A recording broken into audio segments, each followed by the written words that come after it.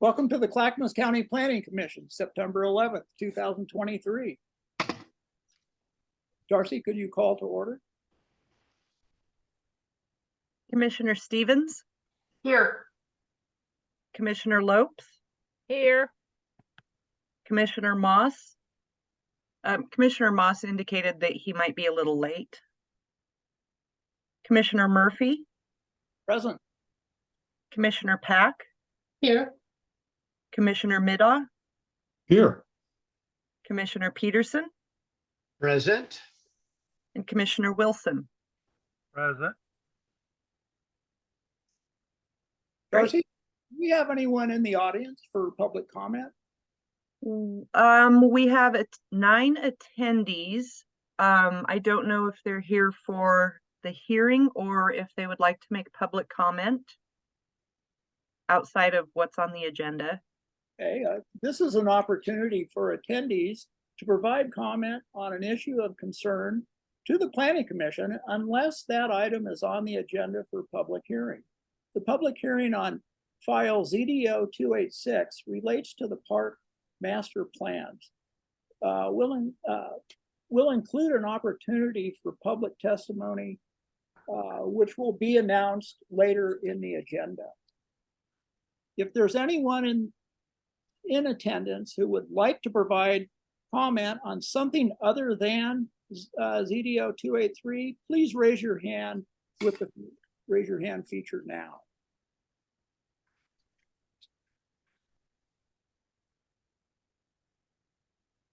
I don't have any hand. Oh, excuse me. I'm sorry. Randall Yamada.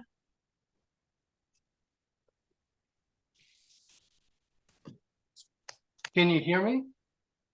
Yes, we can. Good. You said 283.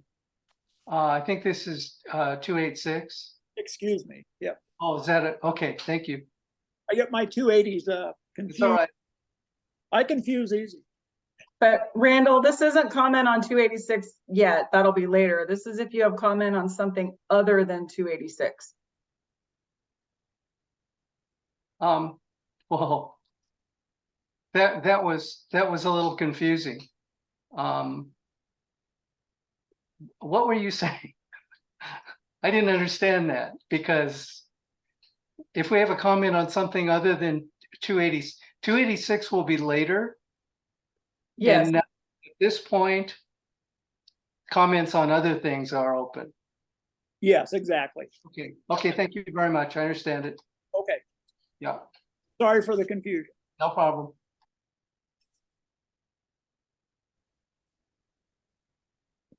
There's 2 sets of minutes. We're in our meeting packets. Murph, that comes after. We're ready for the hearing now. No, I'm sorry. I skipped a page.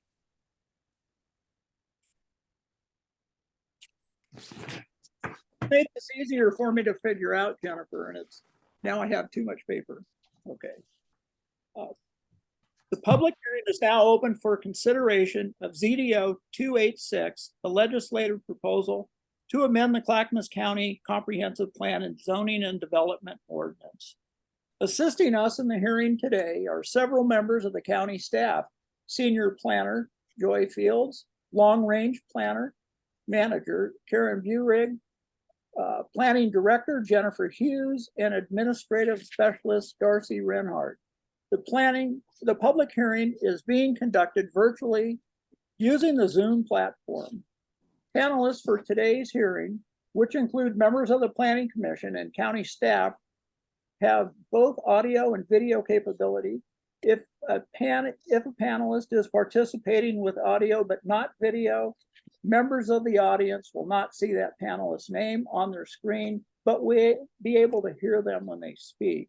Audience members who have joined the meeting will have their mics muted unless they wish to testify, in which case they will be called upon to do so by the county staff moderator. Audience members' videos will not be turned on at any time. Today's hearing will be recorded as required by law. The county will make every effort to post the recording on the county's website as soon as possible. The Planning Commission is charged with making a recommendation on the application to the Board of County Commissioners. The record from this hearing will be forwarded to the board, which will make the final decision on the matter. The board will conduct another hearing on this application on September 27th, 2023 at 10 a.m.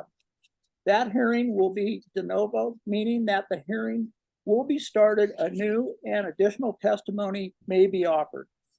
Tonight's hearing will not go beyond 10 p.m. unless a majority of the planning commissioners in attendance vote to continue past that time. If not concluded, it will be continued to another date and time certain. The hearings may be continued for other reasons as well. If an announcement of an additional hearing date and time is made tonight, it will be the only notice given of that additional hearing. The public hearing will be conducted as follows. Planning and Zoning Division staff report, enter into the record of any additional correspondence received, technical information from other government agencies, testimony by representatives of recognized planning commission or planning organizations or hamlets. Maximum length will be 10 minutes per CPO or hamlet. Testimony by any other person, maximum length 3 minutes per speaker. More is determined by the chair. Closing of the public hearing. Planning Commission will discuss the action. There will be a designated time during the hearing when it will be open for testimony. The chair will make it clear when this is. If you want to provide testimony, you will utilize the feature in Zoom. Attendees on PC or iPad, you have a raise hand button on the Zoom bar, top or bottom, depending on your device. Attendees by telephone, use *9 to activate the raise hand feature. When the moderator switches you over to provide testimony, your screen will look different for a moment. Primarily, you'll see a participant's cameras, not just the one who's speaking. Staff will call upon you when it's time for you to provide your testimony. For record, please begin by stating your name and where you're from or whom you're representing. Once you have provided your testimony, your mic will be muted and your screen will be returned to normal. The Planning and Zoning Division staff are now present and will now present their staff report. Joy?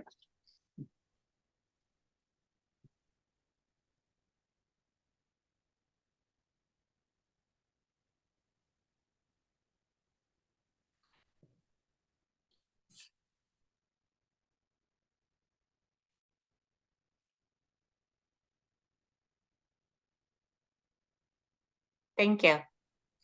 It always takes a minute to get the slideshow up and ready for you all to see. So we are here tonight to consider ordinance ZDO 286, and that is for creating a local park master plan framework. Tonight is the public hearing with the Planning Commission. ZDO 286 is entirely intended to create a procedural framework. It would amend the comprehensive plan and zoning development ordinance to be consistent with the Oregon administrative rules related to parks in agricultural and forest lands.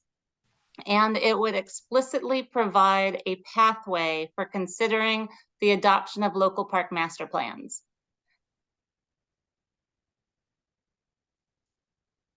This ZDO 286 began as an item in the long range planning work program for 2021-2023 as a way of looking at the Lusher Farm Park master plan.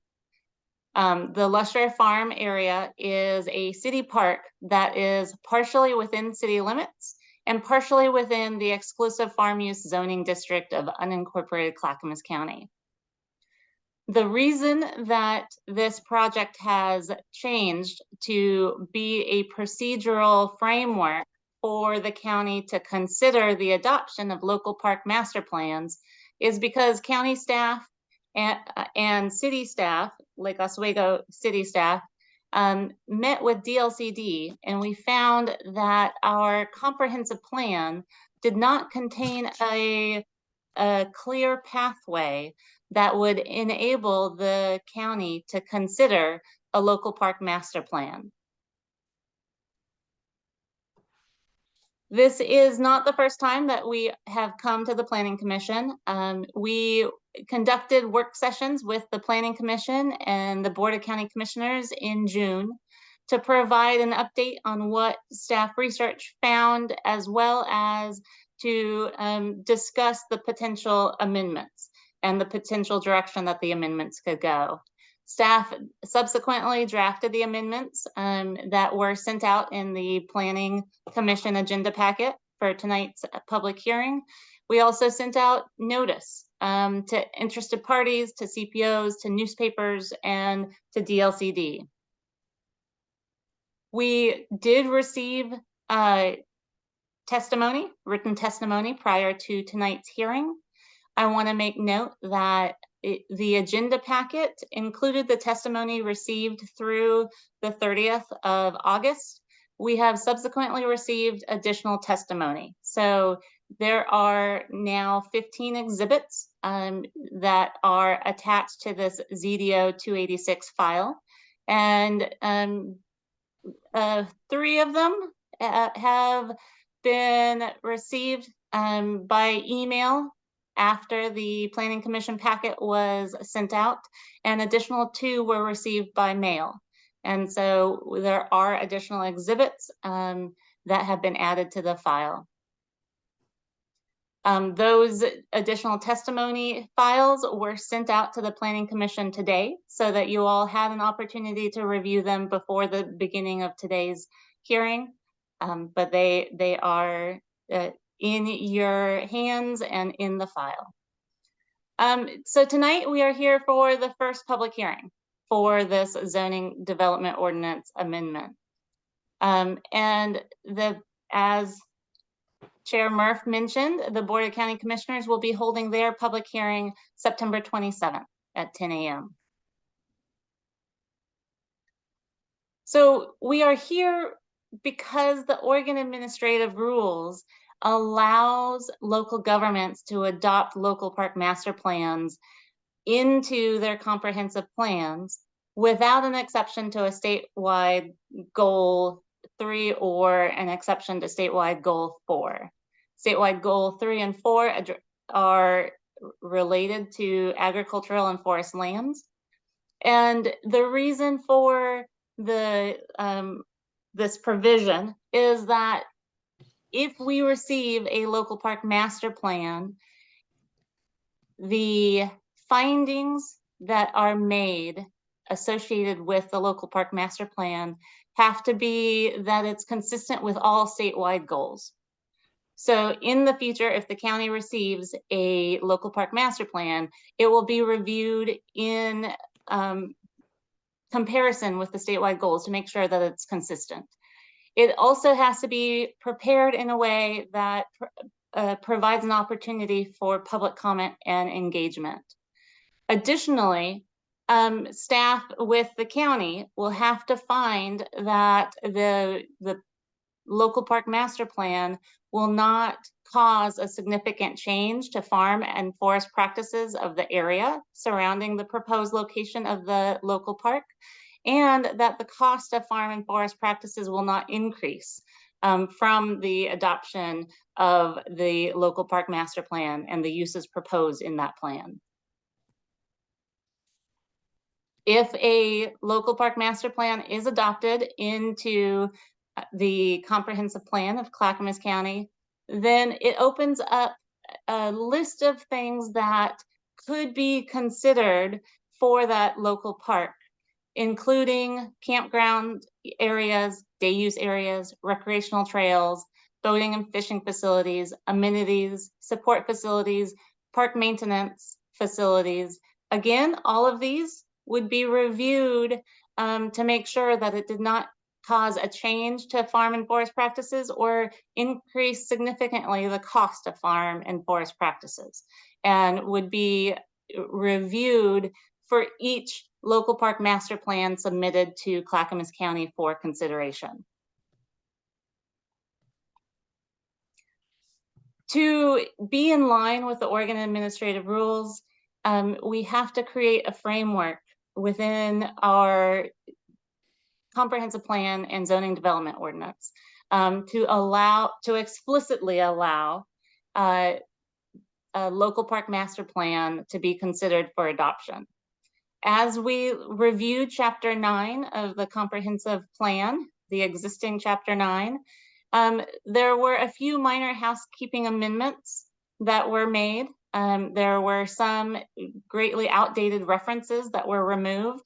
And Chapter 6 of the comprehensive plan was recently amended, and the amendments to Chapter 6 modified where the goals were and how they were portrayed throughout the chapter. And so as we were in Chapter 9, those same reformatting were proposed in ZDO 286. Doesn't change anything, just make sure that the goals are up top, clear and focused, and then addressed down below. The items of Chapter 9 that would create a framework for Clackamas County to consider local park master plans for adoption include an entirely new policy. And I want to make note that there are a lot of different colors on your screen. The colors of text does not have any significance other than those text changes were made on different computers. And so if we had one computer doing all of these edits, it would all be one color. However, we have multiple computers, multiple staff members, and so you will notice different colors. The different colors don't have any significance other than they were added at different times. So the first change that you will see here in Chapter 9 is just a clarification. The policy 9B.3 is being more proactive and putting coordinate in the beginning instead of near the middle or the end of the policy. And so the intent of this policy does not change, but it is clarified that the county will coordinate the provision of recreational opportunities in rural areas with other local, regional, state, and federal agencies. And it is intended to remain the same as it is today, only be clarified slightly. The framework that I mentioned and keep mentioning is policy 9.B.11. Upon application by local park providers and pursuant to the Oregon administrative rules,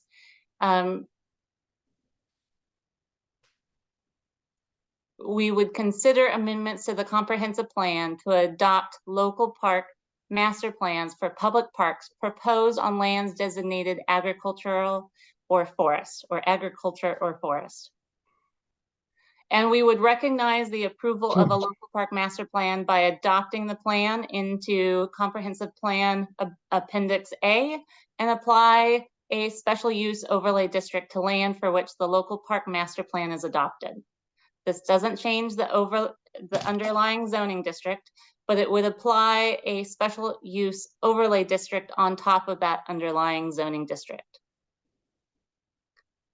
Your packets were very large and had a lot of text in them. And so we are trying to highlight the changes so that it's clear and upfront for you to be able to consider tonight. In Chapter 4 of the comprehensive plan, it outlines land use. And to have a special use overlay district, we have to recognize it in the land use chapter. And so under agricultural policies, the proposed amendments would include language that the special use overlay district implements policy 9B.11, applying to designated agriculture for which a local park master plan is adopted. In the forest policies section, it would add that same language to land that is designated forest. So the special use overlay district implements policy 9.B.11, applying to land designated forest for which a local park master plan is adopted.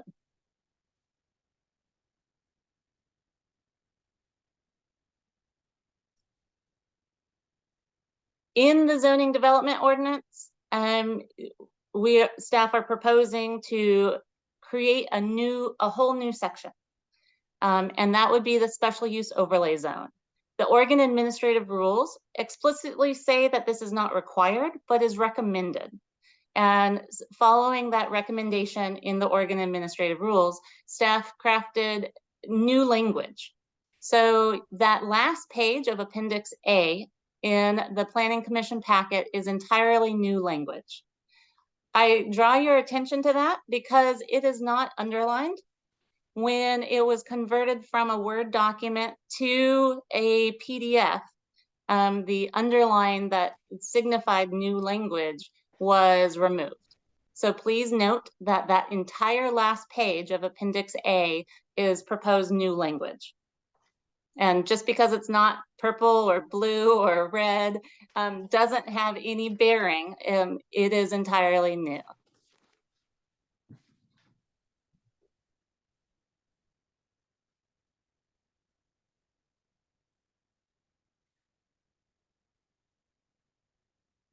The zoning development ordinance, in addition to the overlay district being proposed for compliance with Oregon administrative rules, have a few other places where there would be changes to highlight that if a subject property has a local park master plan adopted as part of the comprehensive plan, it is also subject to section 714, the special use overlay district.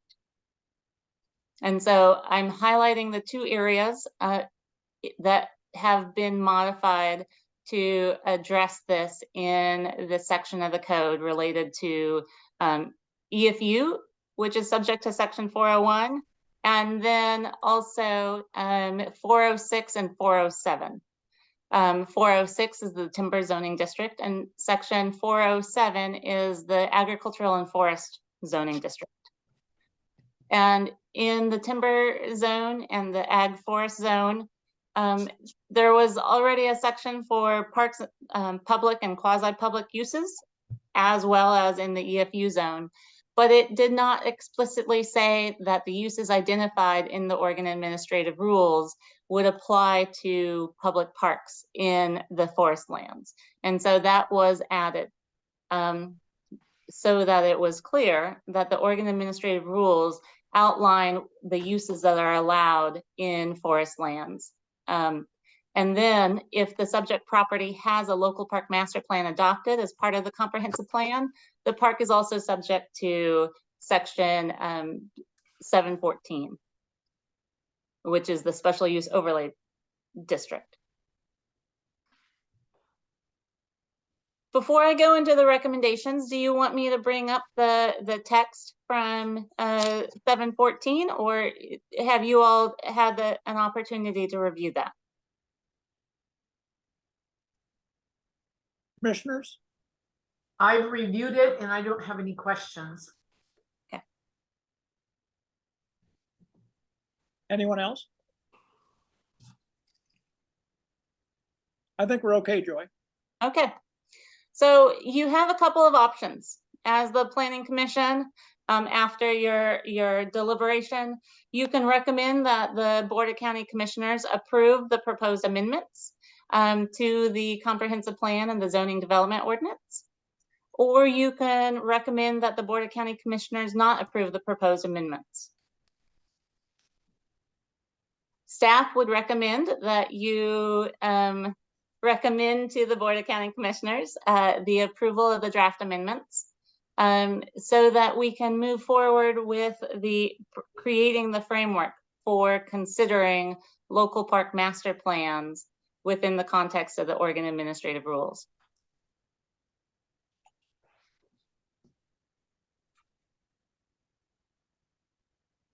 Very good, thank you.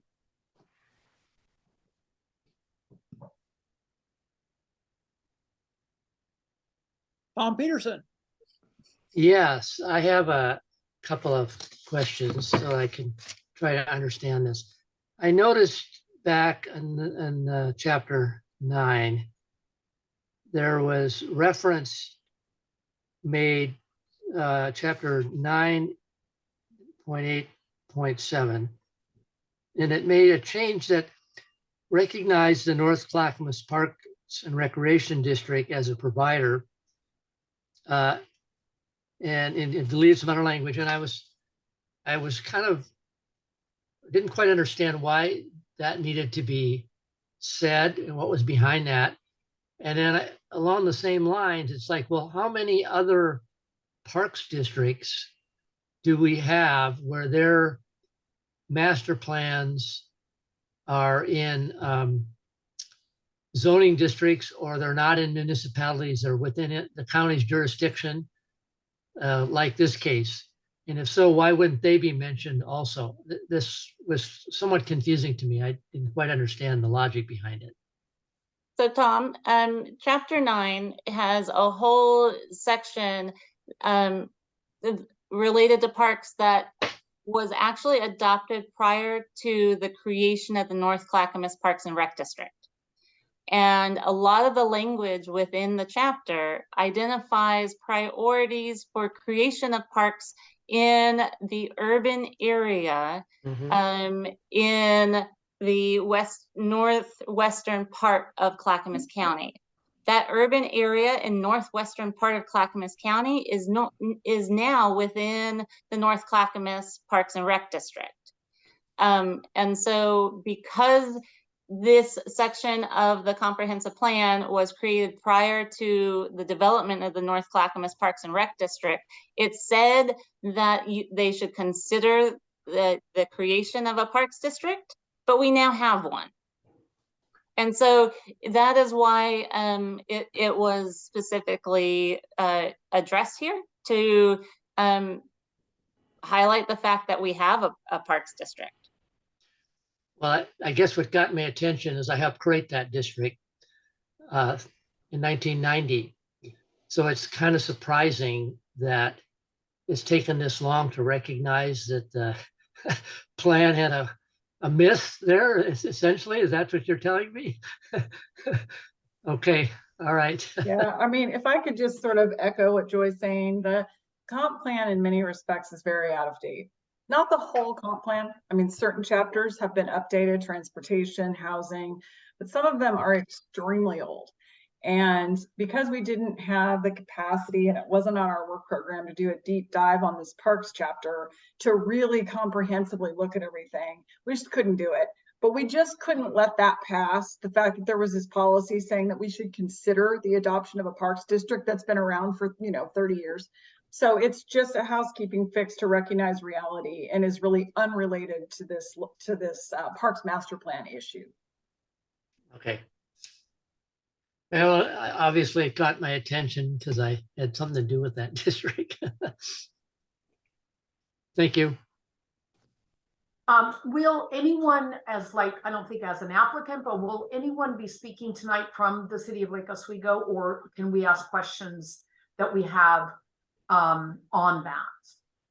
Lake Oswego was one of the items of testimony that were emailed out this morning at 10:40 in support of this application or this ordinance.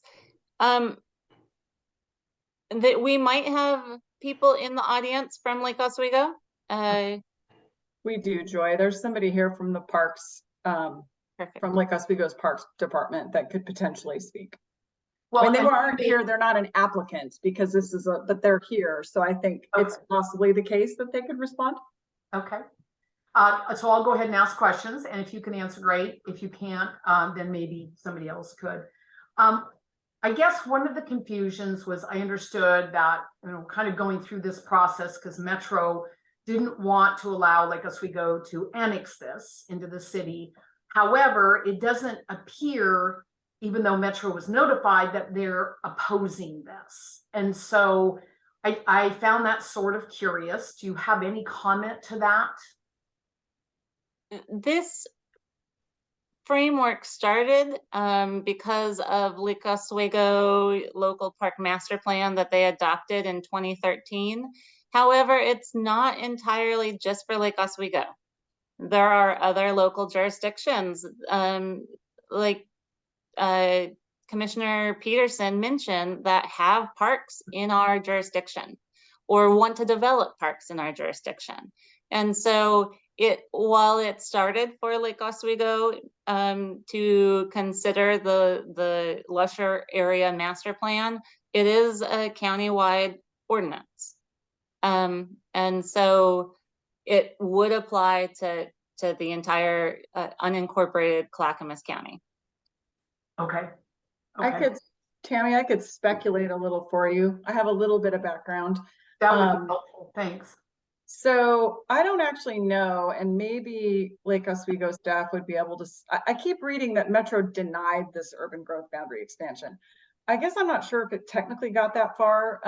They applied, and I read the staff recommendation, the Metro staff recommendation, which was denial. And I thought maybe it got withdrawn at that point because the writing was on the wall, basically. And the Metro staff report was pretty technical. And it really had a lot to do with the factors that Metro has to use to decide to expand the urban growth boundary and whether there was really a need, and et cetera. Personally, I thought they should have approved it, but they don't care what I think. So it was I read the staff report and thought, I don't know about this, but it just didn't go anywhere. So I would think in this instance, Metro nothing that we're doing really involves Metro's rules, because now we're talking about doing something rural. And so they really don't have a role in commenting. And I guess the only reason, and I get the rural part, unincorporated part, it is within the reserve. And to me, that would in fact impact Metro. I mean, that's why you can't zone changes and you can't do developing, and there's so many things that are locked down in a reserve. And that's why I really thought they'd have not just an opinion, but a strong opinion, and was quite surprised they didn't. So any word on that? I mean, no, but parks are a carve out for what's allowed to be done in reserves. So I guess that's my assumption, but again, all I'm doing is speculating. Okay. And then I'm not sure I'm very clear yet on I know there's going to be different pieces. There's this piece, which is considering, to create the framework. Then there's obviously going to be a second piece, which will be, I believe, creating a plan. So some of my questions, I think, are going to push over into the plan section. And so if it does, just say, no, not at this time. One of the concerns I've heard quite consistently is a lot of, this has been going on for years, doing park kinds of activities. And a lot of the buildings that are being used currently and are being proposed in the future are not properly permitted. I don't know that. I didn't spend the time to look to see if everything's permitted for commercial use. Do you know much about that? Because that, to me, that sort of screamed health and safety, and I've heard it often. And so I just wondered where you are with this. Buildings that are specifically used for a local park use would be part of the local park master plan, and that's not what is being considered tonight. Okay, so that would be a later plan. I mean, a later discussion or citizen involvement. Okay, I'm just making sure I cover, questions from people that I've received. I'm like, I don't know, wasn't in the packet. Okay, that's it for right now. Thank you both so much. I appreciate it. Michael. Yeah, thanks. Thanks, Murph. I have some questions about this special use overlay. Has that already been developed? And what was the process used in developing the special use overlay district? It has not been developed.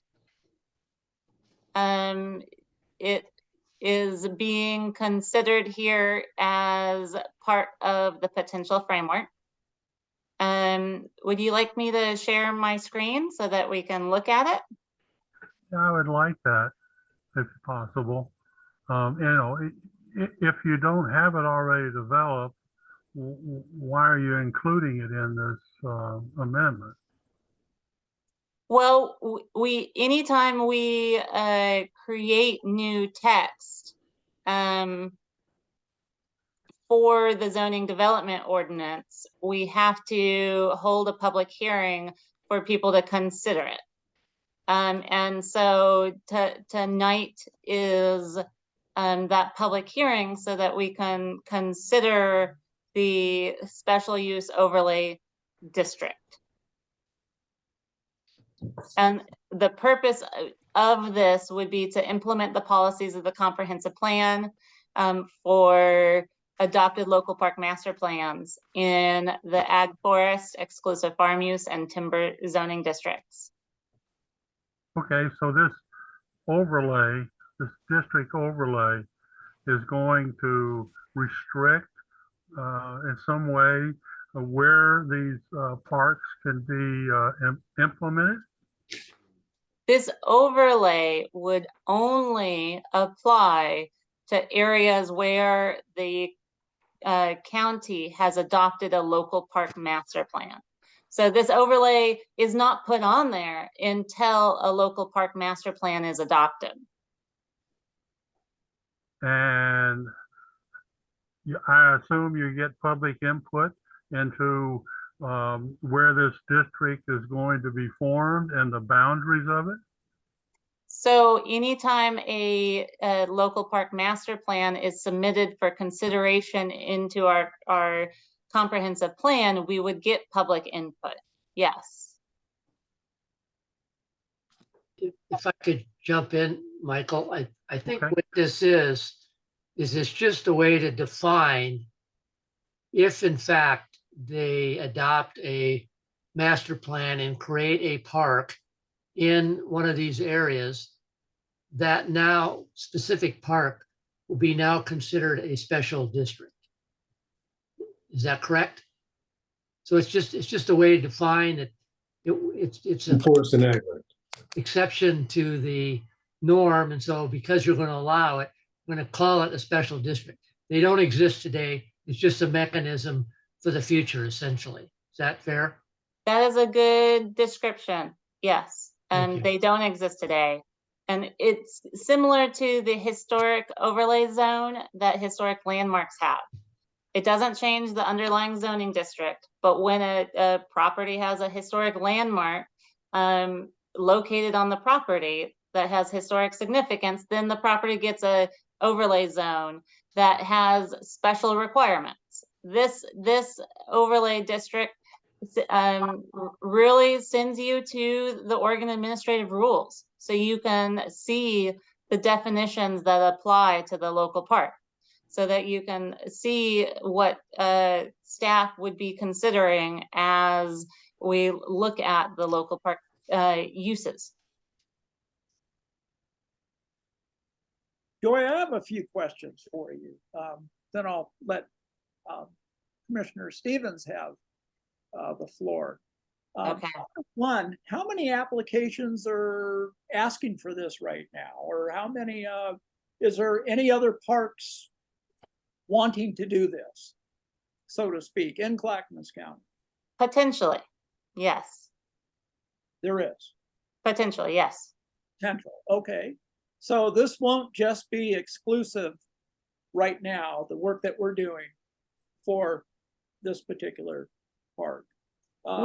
We have heard interest in expanding other parks in timber zones and exclusive farm use zones in other areas.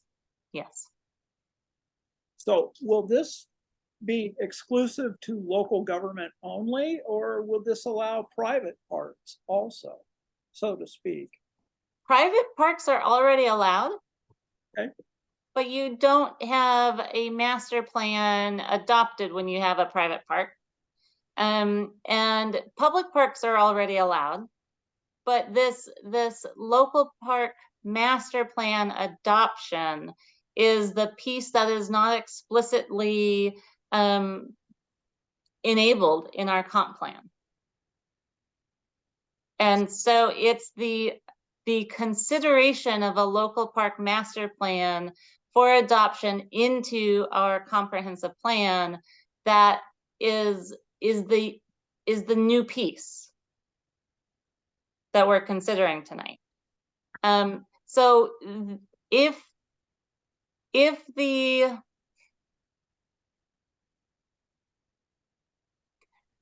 we have heard a couple of other jurisdictions that may pursue local park master plans if there's a framework in place. Or they may just get a conditional use for a trail. It depends on which direction they want to pursue. If they would like the support facilities that come with a trail like a bathroom, then they may go through a local park master plan adoption process. So Well, it just provides an option.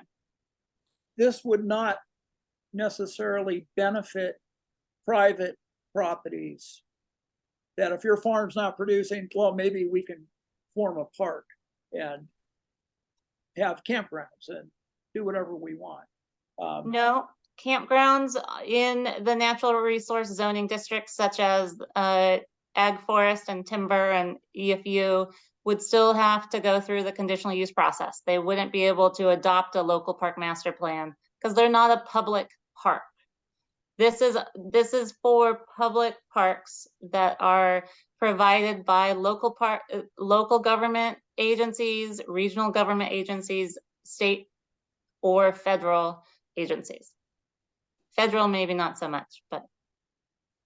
Okay, thank you very much. Commissioner Stevens. Thank you, Murph. Okay, so a part of that was as clear as mud, Joy, and I think I may just have heard it incorrectly.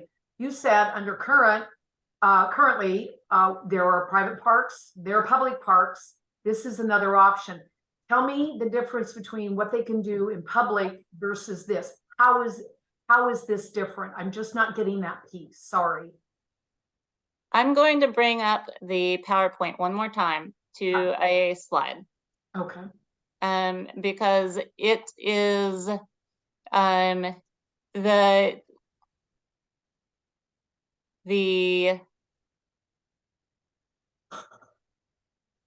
with the adoption of a local park master plan, right? These additional uses, and there's a little bit more description in attachment A of your packet, exhibit 1. But these additional uses may be considered for the property. Okay, so it's the additional uses are more than current public parks under the comp plan allowed. Okay, and that was actually why I raised my hand, because as you know, I live in extreme resource land, timber surrounding me everywhere, and reading those options A through G, and though the word is very clear, it can include, it doesn't have to include. Some of these just gave me serious heartburn. But again, that's not something we consider now. It is when a plan is proposed that we would actually be looking at the uses per location. Am I assuming that correctly? You are correct that when a local park master plan is submitted for consideration, we can look at the uses independently to see, are they rural in nature, or are they serving only the urban areas? Is it in line with the farm and forest uses of the area, or is it going to significantly change the farm and forest uses of that area? And so at that time, all of that will be considered. And so not every park is going to have all of these. Right, but it will allow citizen input on each and every allowed use. I mean, just stuff that jumps out are motorized off-road vehicle trails. Oh heavens. I mean, that's so extreme, but if the community goes, absolutely not, that is not what would be conducive to this area, we're going to have input that will be considered. Okay. So Tammy, I'm just gonna muddy the waters further. I'm Oh, fairly- good. But I just can't help myself. So I think part of what listening to you, I kind of want to laugh because this feels a lot like the discussion that staff had in getting us to this point, which is trying to read these state park rules. Yeah. They're not clear. No. I mean, it's very convoluted to get to the point of being able, so what is the advantage of a master plan exactly over the mechanism they already have to do a public park? Yes. And I think, you know, the answer is more uses, but exactly what the more uses are, even that isn't entirely clear. It's clear that this list is what you get, what Joy has shown you. But without a master plan, you can get uses that are consistent with goal 3 and 4, whatever that is.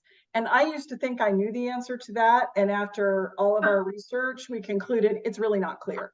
So there's some level of use that you can do right now through applying for a land use application for a public park.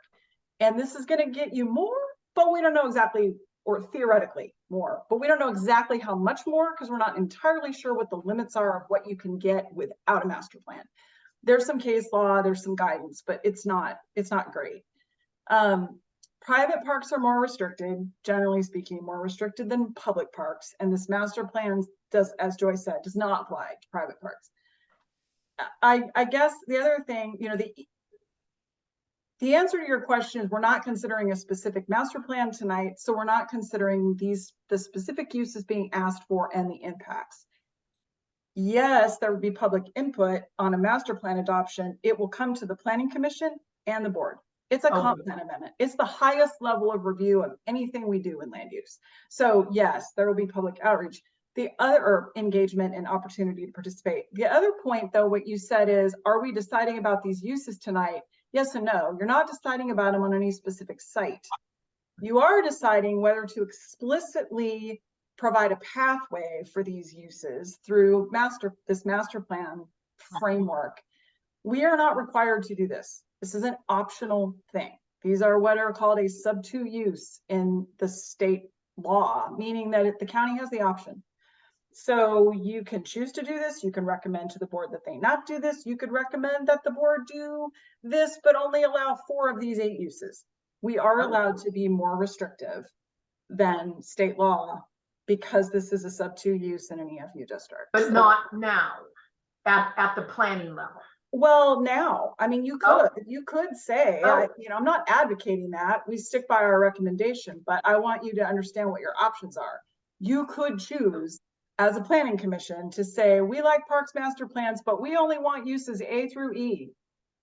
You know, and I guess what I would say is I do think because it's a comp plan amendment, because it's going to have 2 public hearings, because an applicant has to present all this evidence, and there are, in my opinion, some pretty stringent approval criteria for these, I feel like it's protective enough that you don't need to remove things from this list.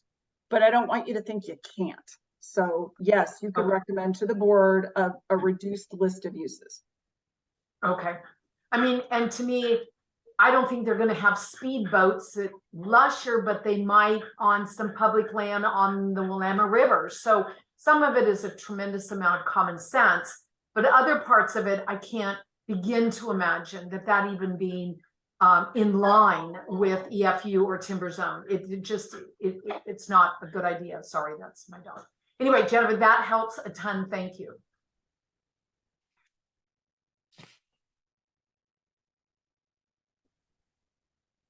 Louise? Yeah, thanks. My question's along those lines, but a little further down. In other words, the local city entity, what have you, has put forward their master plan and everything in it looks good and it's adopted.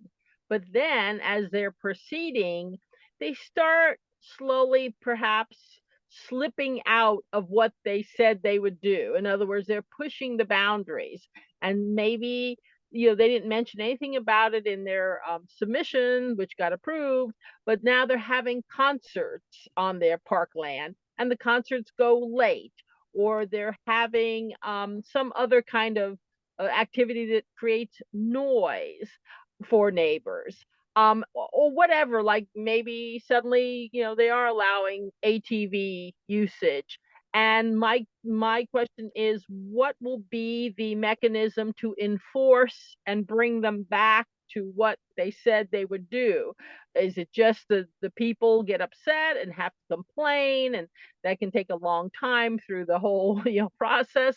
I'm just advocating for those folks who are concerned that you give an inch and maybe later on they're going to take a mile, only perhaps it's going to be slow and subtle. So again, protecting natural resource land, farm use, agriculture, forest, timber, going along those lines. Mine's way down the line, but what will be there to protect that the entity does what it says it's going to do, and not other uses or other activities which are not compliant? So code enforcement is the division of Clackamas County that enforces the uses allowed through land use applications. So they work with landowners to come into compliance with any land use application that is submitted and approved. And so if they have a park master plan approved and they're going above and beyond, and people submit complaints that they are not complying with the local park master plan or what was approved, then it would be a code enforcement case, just like it would be for a private entity. Okay. And how can you give me a little information on how that works? In other words, 15 people complain to code enforcement. What does code enforcement then do? Well, code enforcement works with the planning office to find ways, if there are ways, to remediate the issues. So are there land use applications? Are there things that need to occur to bring the use into compliance? Is it even possible to bring it into compliance? If not, then they have to cease and desist. If there's a way to bring it into compliance, then they apply for a land use application to potentially bring it into compliance with times and dates and restrictions to meet the regulations. And during the period of time where code enforcement planning and the applicants are working on these land use applications, the code enforcement piece is in limbo until the land use applications are finalized. Okay, Jennifer, did you want to pipe in? Okay. I think you did a great job. Okay, thank you. Joy, I want to bring something forward for planning commissioners that hit me, something I heard weeks ago, and it really settled with me because I know this was coming at us, and it was on Oregon Public Broadcasting, and this is a quote: "The greatest thing about the Northwest eating and cooking is the fact that the raw materials in the Northwest are probably among the greatest you will find anywhere in the country." That's James Bird, born in Portland, Oregon, loved Oregon because he could just walk out the door and grab whatever and make some fantastic plate out of it. This is what I'm afraid of our future is going to take away, is having access to this. So I'm really impressed with some of the testimonies that we had delivered to us that were describing the same thing, that they're afraid of this type of loss of farmland and forest. I really am thinking along Commissioner Stevens' line that we need to really take a serious look at what we're going to allow with these special overlays. I'll leave it there.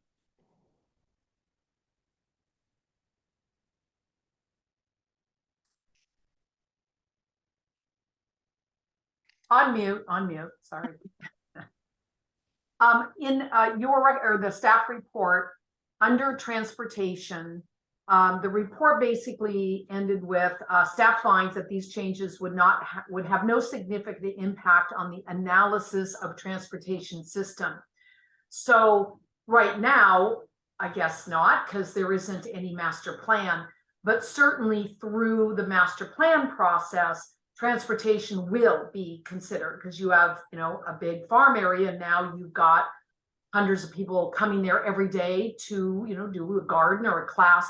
So it doesn't say to approve this, transportation is not going to be considered. It would be at the master plan level. Okay, just making sure. Thank you.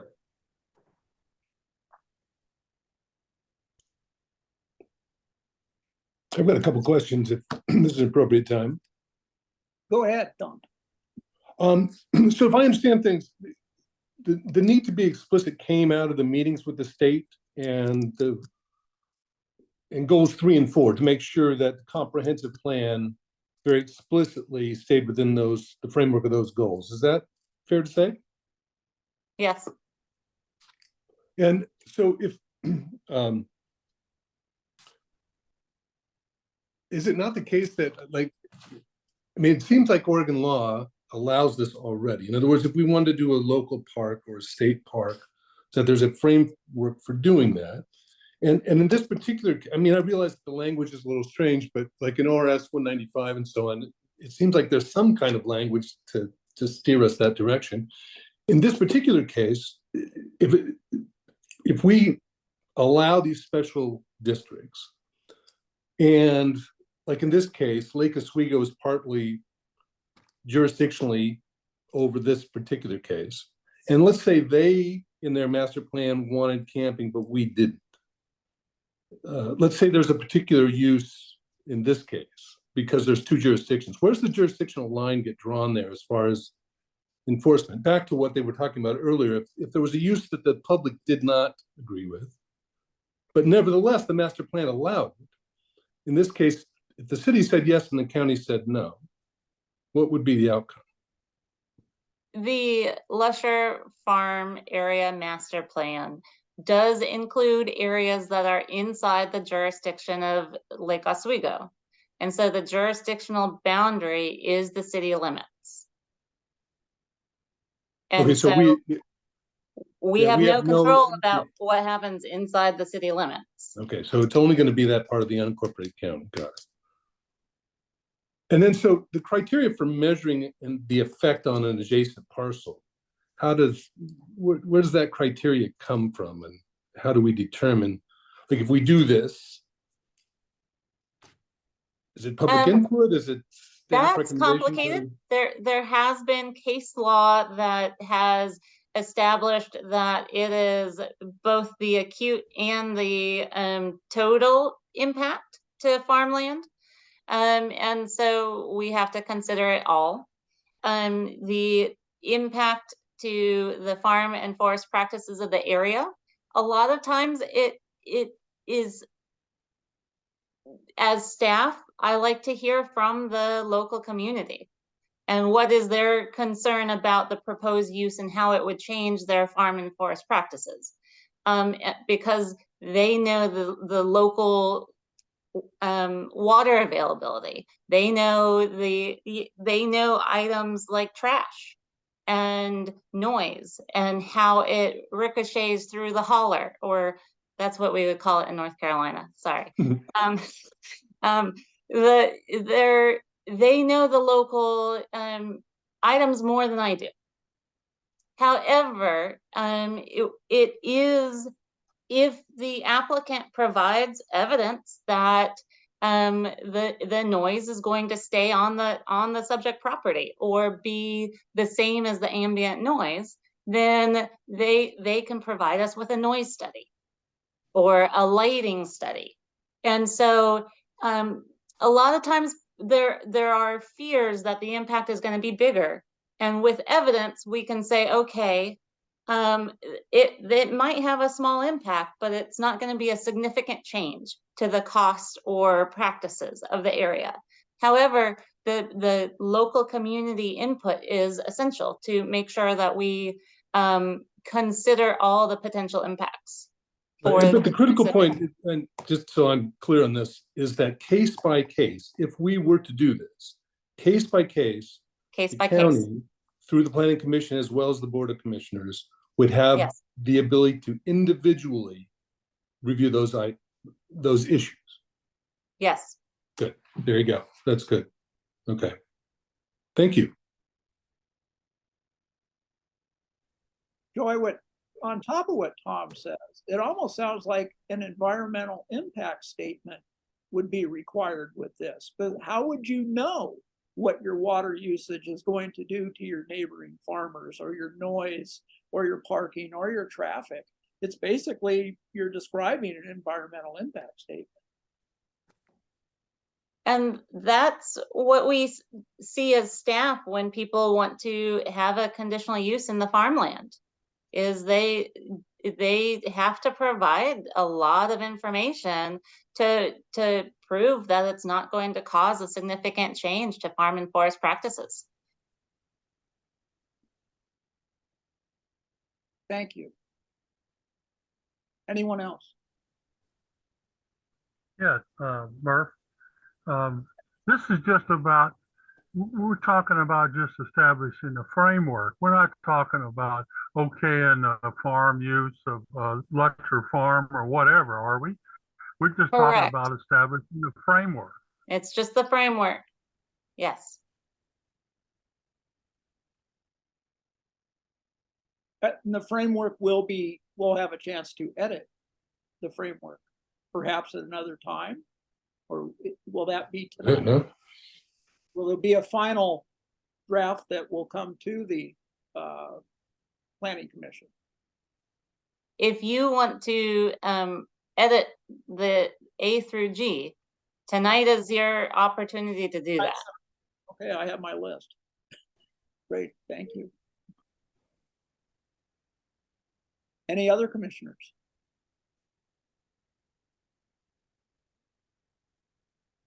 Commissioner Moss, thank you for joining us. Any questions on this? No, I don't have any good work by staff putting all this together, so looking good. Commissioner Pack, you've been kind of quiet.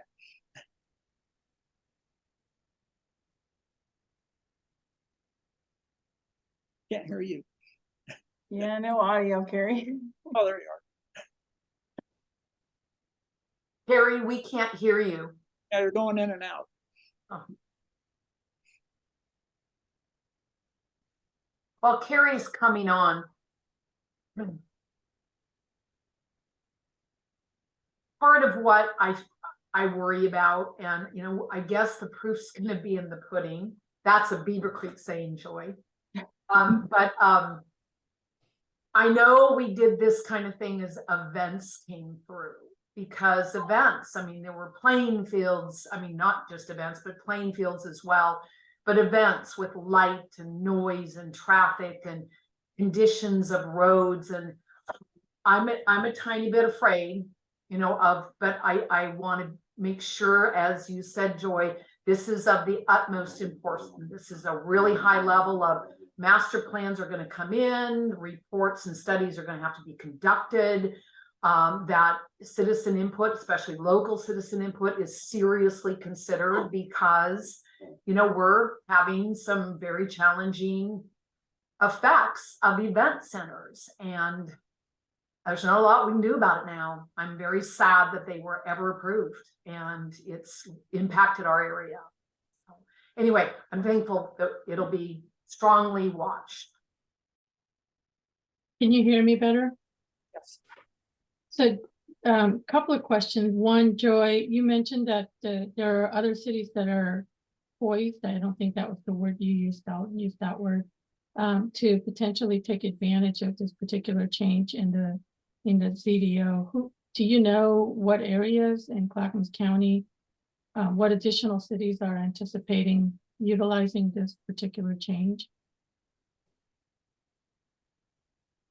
I do, but s- before we have a land use application, it Okay. is hard to say that something will happen. Gotcha. I understand. I understand. I don't want to put anyone out there in case they don't want to move forward. Yeah. So then the other question that I had is, I read through all of the testimony that was provided, and this particular Lusher Farm, I know that we're not looking at the Lusher Farm Park master plan particularly, but you can't help but think about what that case at hand. Lusher Farm's been around for quite a while, and they've been operating apparently in violation of current rules and regulations. And the Lake Oswego, my city, on their Parks and Rec website offers events like movie in the park kind of a thing. And I totally, I guess I can empathize with the concerns of the neighbors. If they've been operating in this mode for so many years without any kind of consideration, what's to change with the master plan? It feels like, if anything, it's going to get worse because now they can do more stuff. So I guess I'm a little bit, I understand that, more potential concerns for enforcement of commitments and regulations will follow. I just have a lot of, I guess I'm just a little bit uncertain based on the past practice and history of the site. Although I love Lusher Farm. I mean, my kids have gone there and learned how to farm and learned lovely things. I had no idea that it was not legal per se. So I just have a lot of concerns, I guess. Commissioner Peterson. Yeah, I have a couple thoughts. One, it sounds like we're kind of getting into deliberations for one thing. Right. So we may want to think about our questions, but just kind of in listening to everyone's concerns, if the county doesn't adopt this, that doesn't necessarily mean all your concerns will ever be addressed. If we do adopt it, there's a mechanism for these concerns to be better addressed, is kind of how I am seeing it.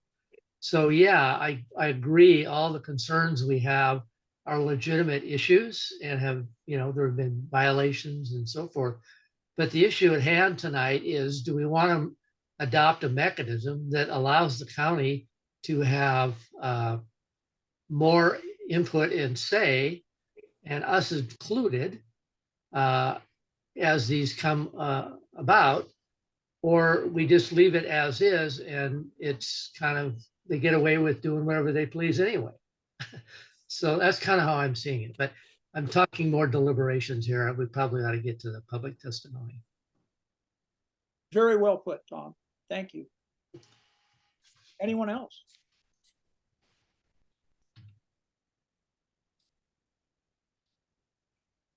Okay.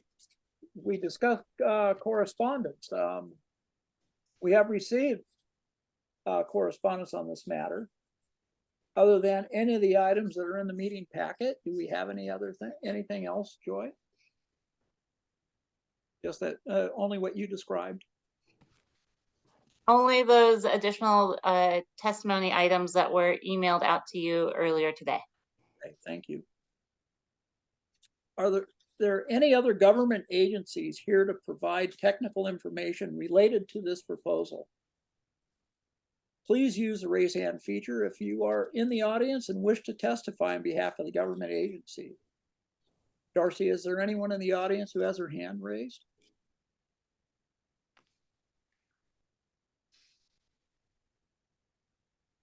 I do not have any hands. Thank you. Are there any representatives from community planning organizations or hamlets here to speak? Each organization will have 10 minutes to testify. Please use the raise hand feature if you are in the audience and wish to testify as an official representative on behalf of the CPO or hamlet. Darcy, is there anyone in the audience who has their hand raised? Yes, I have Randall Yamada, followed by Kyra Haggart. Randall? Yes. Do I get video? No? Okay. The other thing I'm wondering is, can I run on a little bit about this? Can I take like 3 or 4 minutes? You're going to be guaranteed 3 minutes, and I may give you a little cushion. Okay.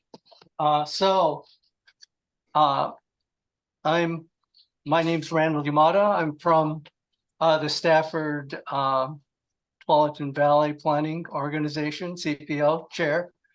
And so Planning Commission members and planning staff. We're a rural community. Stafford is a rural area, about 3,000 residents, about the same size, geographic size as the city of Lake Oswego. But we don't have the same level of emergency service and street access.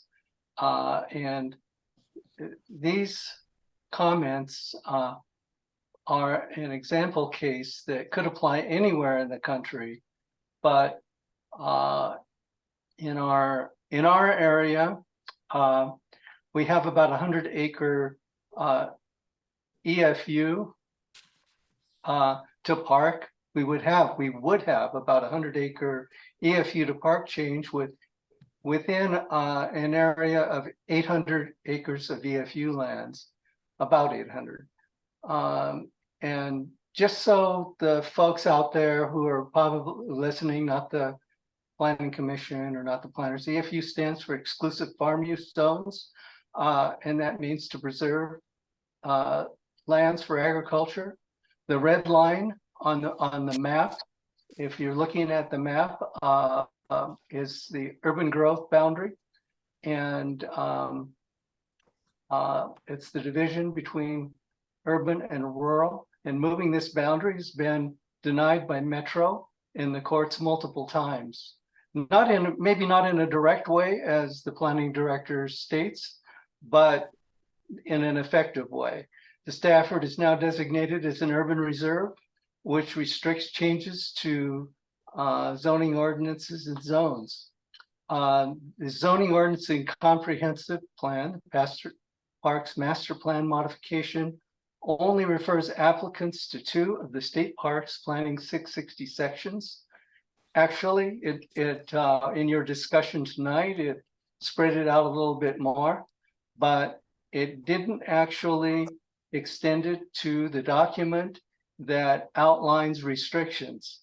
And in this conversation, in the presentation, there was no addressing the actual restrictions that are required on EFU lands for parks activities and events. The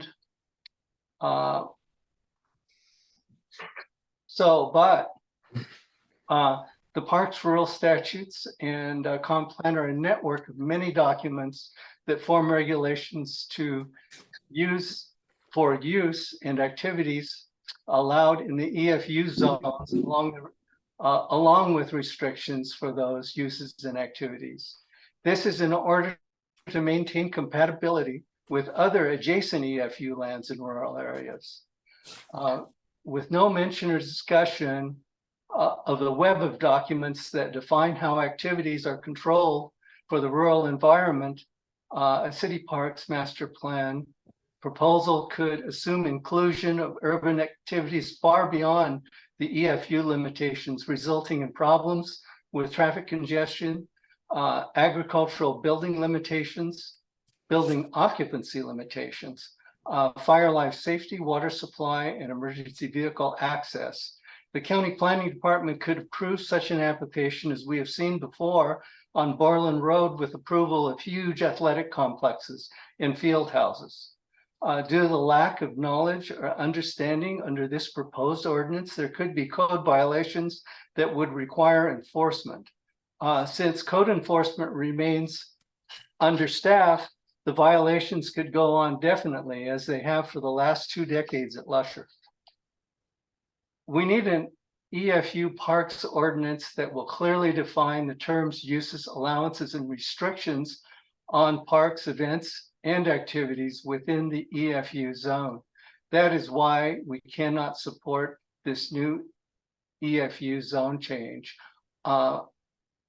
And also, along with the code enforcement capability, is also another reason we can't support this EFU zone change.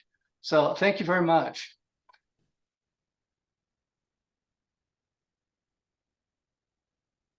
Murph, you're on mute. You got to start over. There we go. Thank you very much, Randall. That next, Darcy.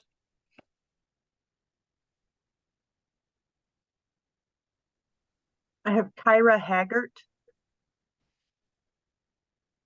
Hi, Kyra, you're on.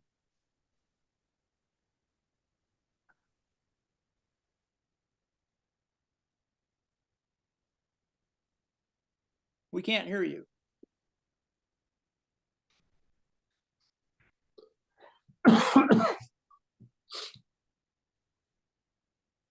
Your mic might be off, Kyra.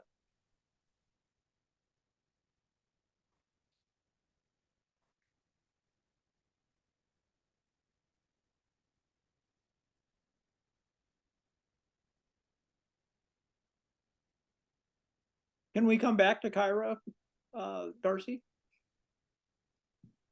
Do we have someone else in the audience?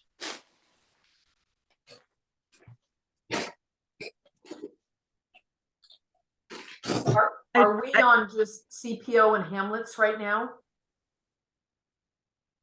Yeah, that was the last one Murph announced and we called. So I think now it's just general testimony, Murph. Yeah, I thought we moved beyond Hamlets.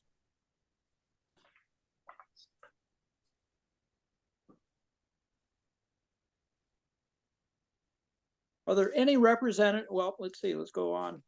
We already did that. Does any other person wish to speak on this proposal?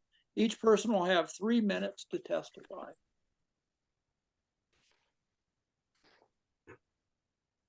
Please raise your hand feature if you are in the audience and wish to testify. Darcy, is there anyone in the audience that wishes to testify?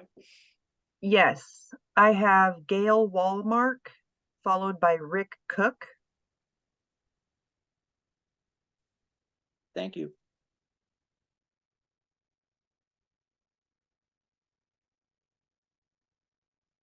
Gail, go ahead. Can you hear me? Yes. Thanks. I did submit written testimony, but I think it's important maybe that I quickly read this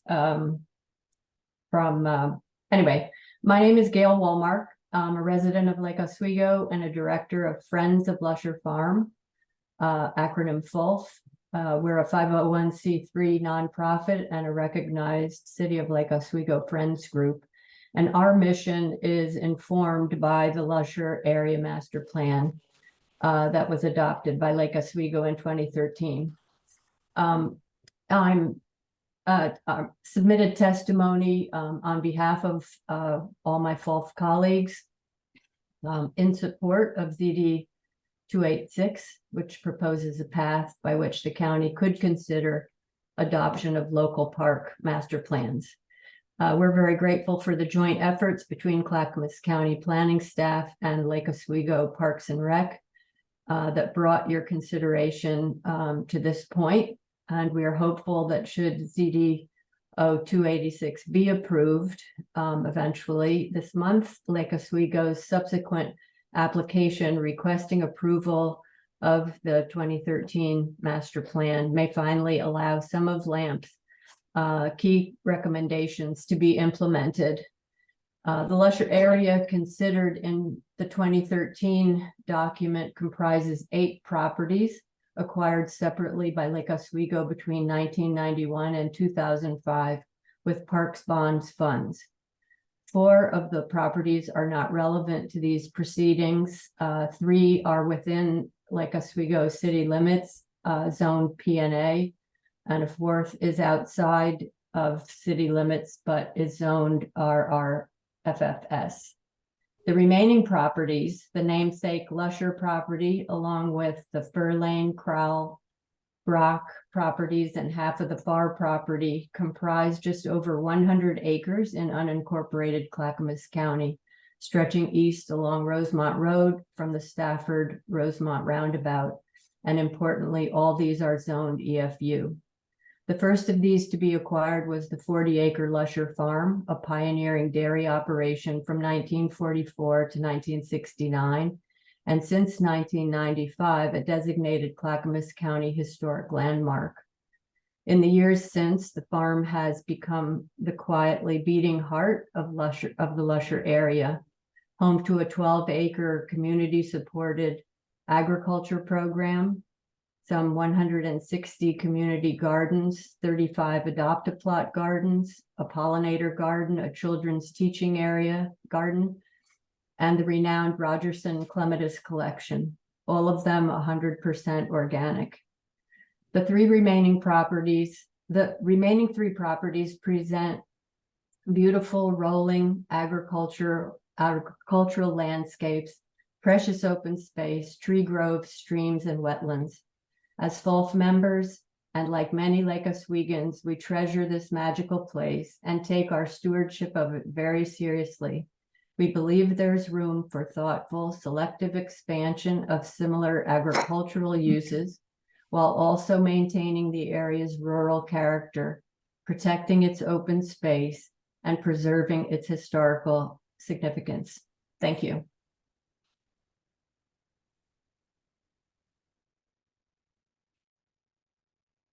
Thank you, Gail. Thank you very much for your testimony. I Darcy? have Rick Cook. Rick, go ahead. Well, good evening. Hopefully you can hear me okay. First off, I want to thank you all for the work you do. And it's that I know that the county's under some high stress times right now with budgets and those things. So I appreciate all the hard work that you've done. And I'm sure you've read through lots and lots of material. I know my head is full of mush after listening to, not directed at you, Joy, but your stuff was pretty thick for some of us tonight. So appreciate all the work you've done. I came across a quote the other day that says, "Don't waste energy bemoaning bad things over which you have no control. Instead, focus your energies on doing what you can to brighten the place where you live." Well, just for those of you who don't know who I am, and for those of you who do, I apologize, but 100 years ago, as of in 1922, my grandfather was the county assessor for Clackamas County. So we've been around for a while, live on the family farm due to the southwest of Lusher. It's been in the family for 123 years. So we've been fairly good in working with Lake Oswego on parks and recs and being pretty good stewards of the area. We're on the National Register of Historic Places, the county and state heritage tree grove, a century farm, and there's lots of the same type things in the area. So a couple of things that most of you have already touched on, so I won't go into those, but one of the things that has kind of stuck with me is, what would Rudy Lusher say about this? You know, he had a living trust where he got to live on the farm after he sold it to the city, and God bless him, he lived till he was 92, I believe, so it was a good thing. So a couple of things that I still have kind of questions on is, did Mike McAllister, the former director, was he completely wrong in his evaluation of things? So that's one question of EFU lands and has caused this, or is it was just that we weren't matching up to the state rules? That would be one. Second thing, there is such a huge lack of a master plan for transportation out here. There are 21 venues, counting Lake Oswego School District, within a quarter of a mile of, including Lusher Farm.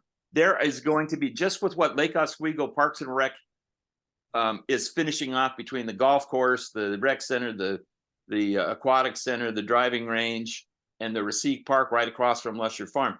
There will be, once those are completed, 5 500,000, that's a 500,000 new daily trips per year on Stafford Road in the area. So that is a huge concern. And I know, once again, that'll be part of the plan after you decide what you're going to do here.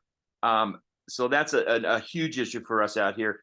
And along with that, this area is surrounded by 4 of the top 5 greenhouse gas emitters in the region. So take that into consideration when you're thinking about, okay, what impacts are we going to have on farming?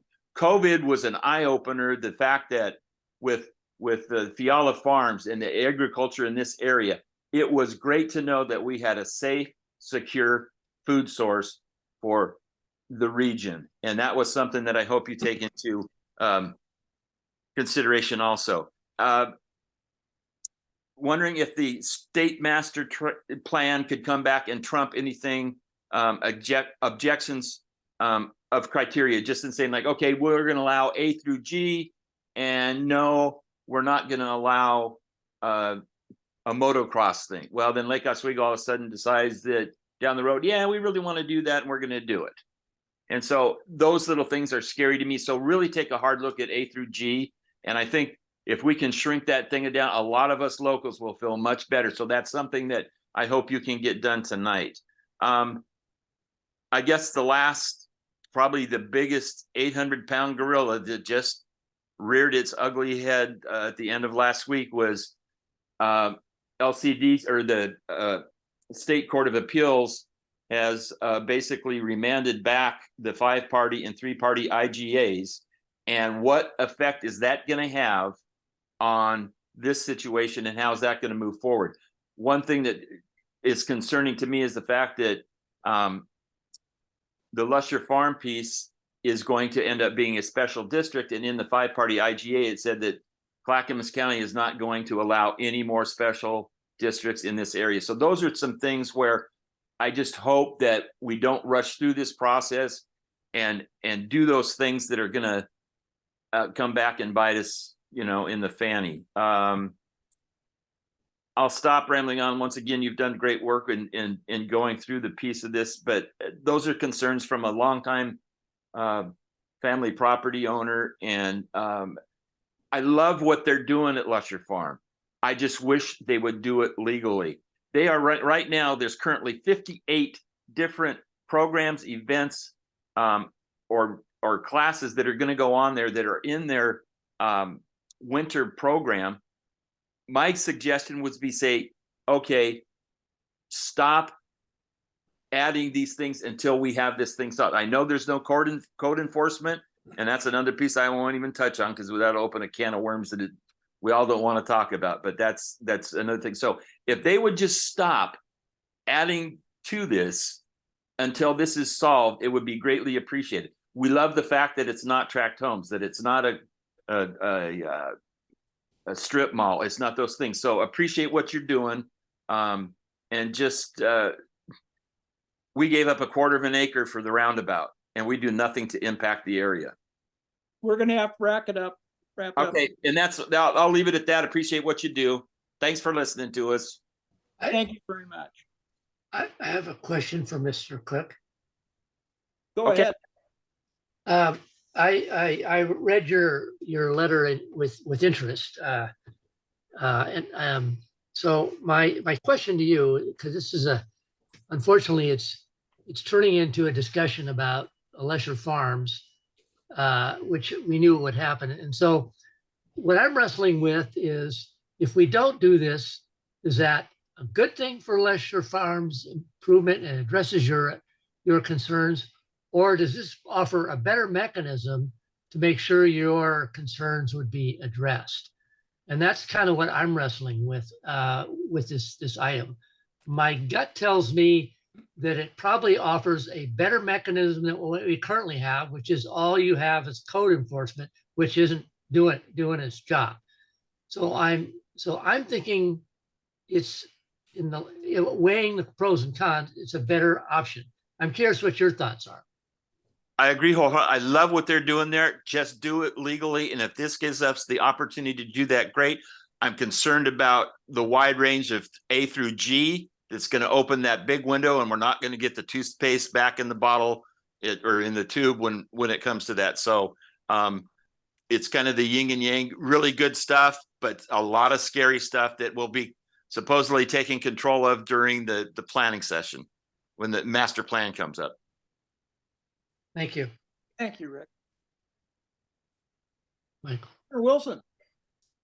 Yeah, Mr. Cook, I assume that you're against the present proposal here and that you want to see some changes made to it. Am I correct with that?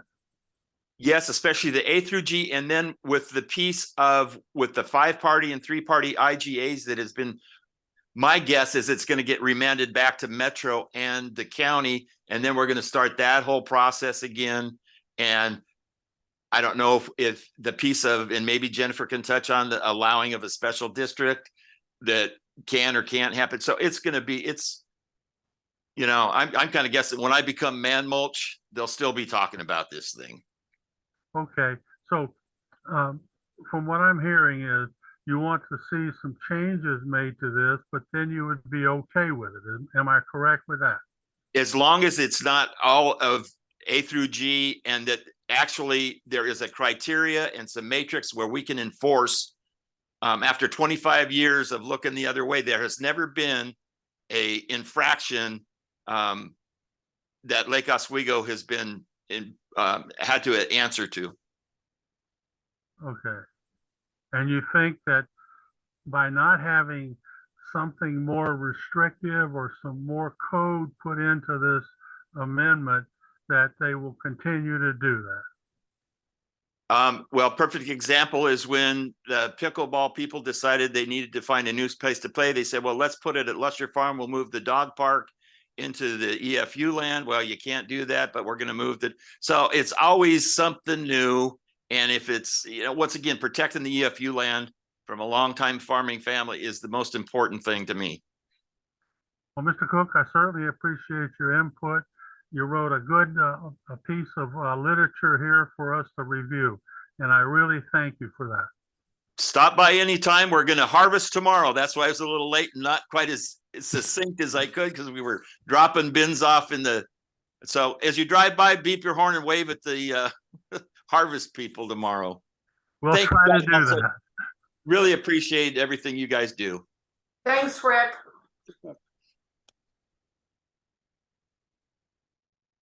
Anyone else? Any questions?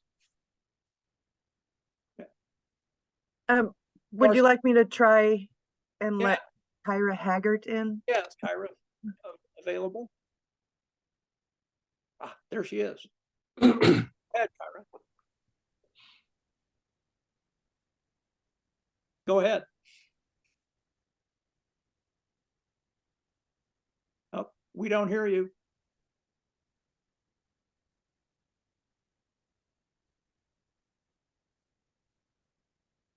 Kyra may want to try to log out and come back in if the mute is not muting or the audio is not working. We've had success with going away and coming back in.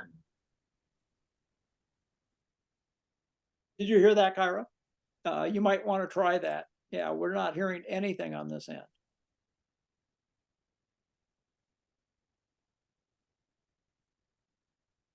Darcy, do we have anyone else?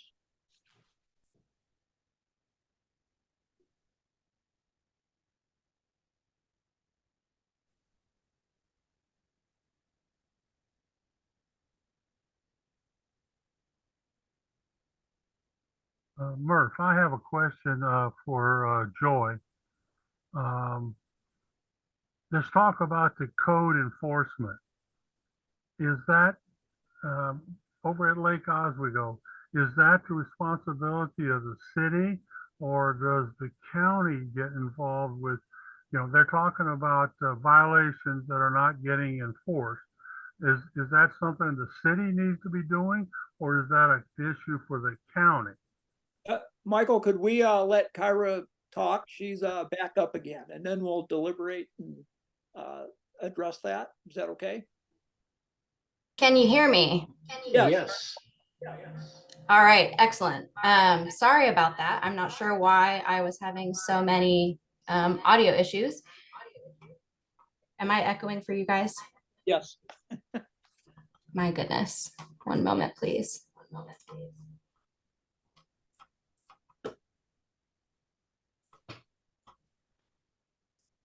All right, hopefully that's a little bit better for you. Can you hear me okay now?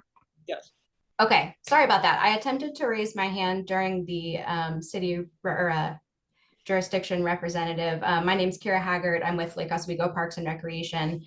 I just wanted to express my gratitude for the county planning staff doing all the work that they did on this proposal. And I recognize that you don't all want to just talk about Lusher tonight.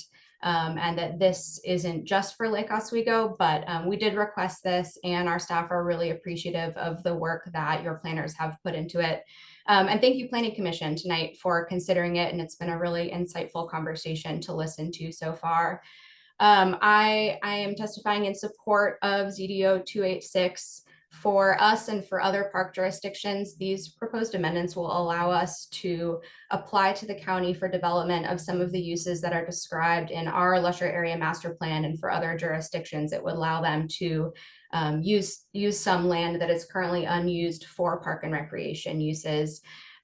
This will enable us to implement a really long-standing vision for public use of the Lusher area. The Lusher Area Master Plan was adopted in 2013, and I've heard a lot of conversation tonight about wanting to preserve farmland and preserve the rural character. And while I can't speak to how all jurisdictions might use this framework, the Lusher area is really about preserving that historic farm core and expanding agricultural uses. And we have a long legacy of being a place for our future generations to learn about the importance of sustainable agriculture and about ecological restoration or organic gardening practices and environmental science.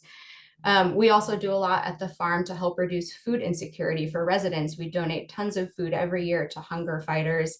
And Lusher is a place that not just city residents, but also county residents can come and enjoy the natural beauty of the Stafford Basin.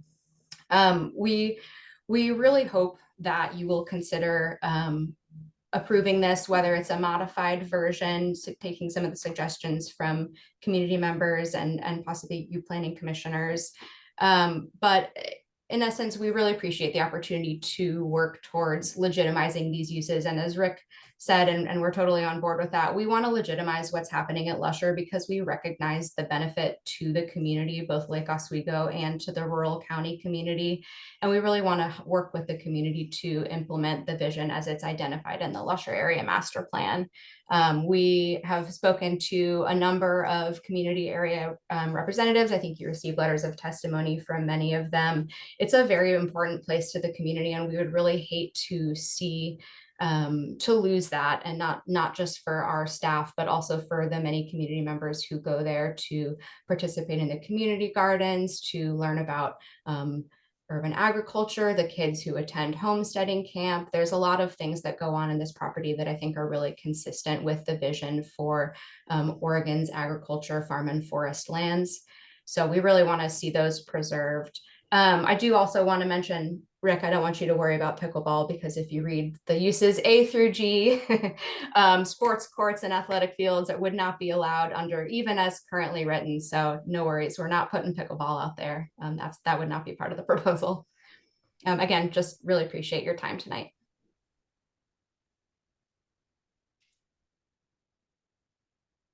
Thank you, Kyra, for hanging in there. Thank you very much. Thank you for giving me a third chance. Oh, I have a question for Kyra. Tom, go ahead. I appreciate all the good things the city is doing with Lusher and how it's being used. On the other hand, it is somewhat disturbing that they have continued to do this for all these years, despite knowing it's not a permitted use. And so the question becomes, say we were to recommend not to approve this and to recommend that the county enforce the codes. What would that mean to Lake Oswego Park District? Well, I think it would depend on what the enforcement looked like, but I think it would be really damaging to the community members who are currently using the programs, the community gardens, the spaces out there. You know, even things such as walking trails are things that we're hoping to legitimize through this process, that we've previously received direction from former county planning directors that need approval. So, I mean, I think we would have to come back to the planning staff at the county and say, okay, you know, what does this mean for us? And I can't make that determination right now, but I for us, it would be a very sad day for Lusher Farm.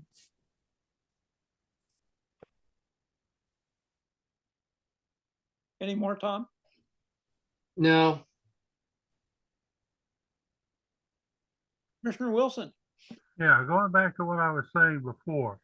I know this is for the framework, but considering the Lutcher Farm area, if the county has a portion of that and the Lake Oswego has a portion of it, and they don't enforce the code across the board, is the county responsible for ensuring the code enforcement on their particular area? Or what does the Lake Oswego community or leadership have the responsibility for enforcing it all the way across the whole area? I think that's kind of unclear here. So I'm going to take that one. And I guess what I'm going to say is, philosophically, I would say they both have responsibility. I mean, on the one hand, on the county side of the line, we are responsible for code enforcement of the county's zoning code. On the city side of the line, the city is responsible for enforcement of their zoning code, which is going to be completely different than anything we're talking about. So for the pieces that are in the city, it's urban land, it's zoned for parks, that they don't have the same issues that we're talking about. The county has enforcement responsibility. With that said, a public agency owns that land, the city of Lake Oswego. And I guess I would submit to you that they have an obligation to comply with our zoning code. So I think it's both. And it hasn't been happening. And I guess what I would, on either side, and I would say that this is step one to trying to find a pathway where we can say once, maybe I can't say once and for all, but where we can say, they can submit a master plan, you can hear it, the board can hear it, a decision will be made, and then that's what should be enforced by both parties, the county and the city. Well, I found that in my 70-something years of experience here, that when you have two parties that are supposedly being responsible for something, nobody is responsible. So, you know, you need one entity to be responsible. And if that's not going to be the case, then we're going to have a problem here. I have a little input on this, and this was something that crossed my mind, and Louise will know what I'm talking about. Since this is county, is Parks going to be able to charge a fee to use this park to cover its administration fees? Is that something that is going to be built into this master plan? Good question. Can anyone answer that? Joy, Jennifer, Karen?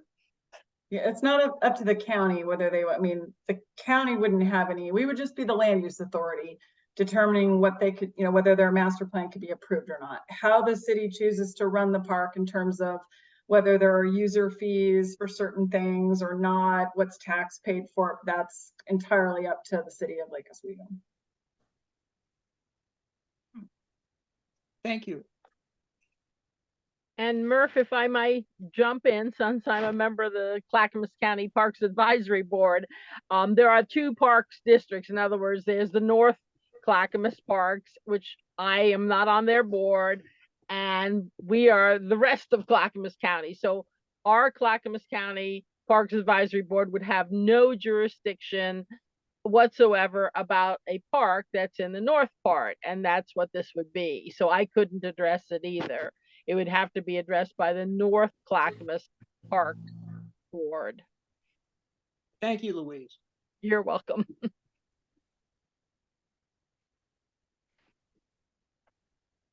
Anyone else? Murph, I did want to respond to Rick Cook's question about the 5-party IGA and 3-party IGA and the remand, which, you know, isn't something that the Planning Commission has ever considered. So I wouldn't expect you to have a whole lot of background on any of that. And I haven't read the decision yet, but it's, I think, kind of a big deal. But bottom line, his question about special districts, the county entered into an agreement which stipulated that we wouldn't support the formation or approve the, I'm going to paraphrase, of new special districts within that Stafford area. What that means is special districts that are providing public services for tax dollars. So using tax dollars. So something like a sewer district, something like a public water district, something like the North Clackamas Parks and Recreation District. So a public entity that's, you know, not a county or a city, but a special district. What we're talking about here is an overlay zone. Yes, we're calling it the special use overlay zone, but it's not a special district as contemplated by those intergovernmental agreements. So I don't think we have a problem.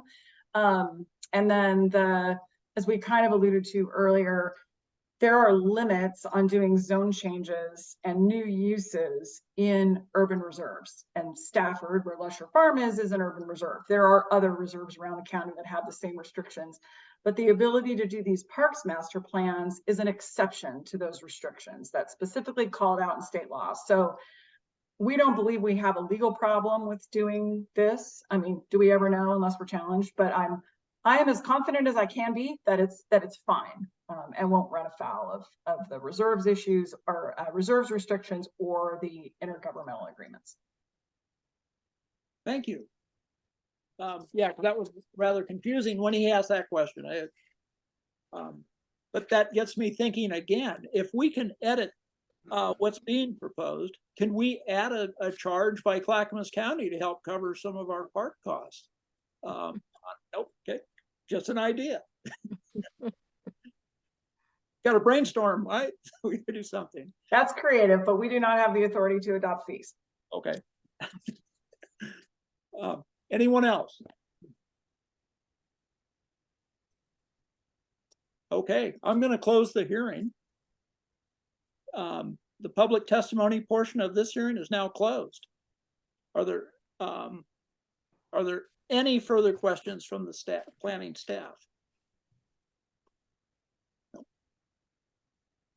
Is there any discussion by the Planning Commission? Murph, I've got a question, or Sure. Sometimes, you know, being the new guy, his ignorance can be useful in asking questions that other people didn't ask. And maybe that'll be the case with me, but so let's say we make a recommendation, approval or non-approval, either way. Can that recommendation include a strong missive, if you will, to the board about code enforcement? Because so many of these issues, I think, if you listen to the discussion tonight, come down to fear of what might happen. And that fear to me seems like it would be more properly dealt with by code enforcement rather than us trying to, you know, kind of thread the needle with the specific language in this proposal. And so my thought is that maybe most of the issues would be properly addressed that the public has if we had better code enforcement or a way to try to recommend that. Is that absolutely off topic?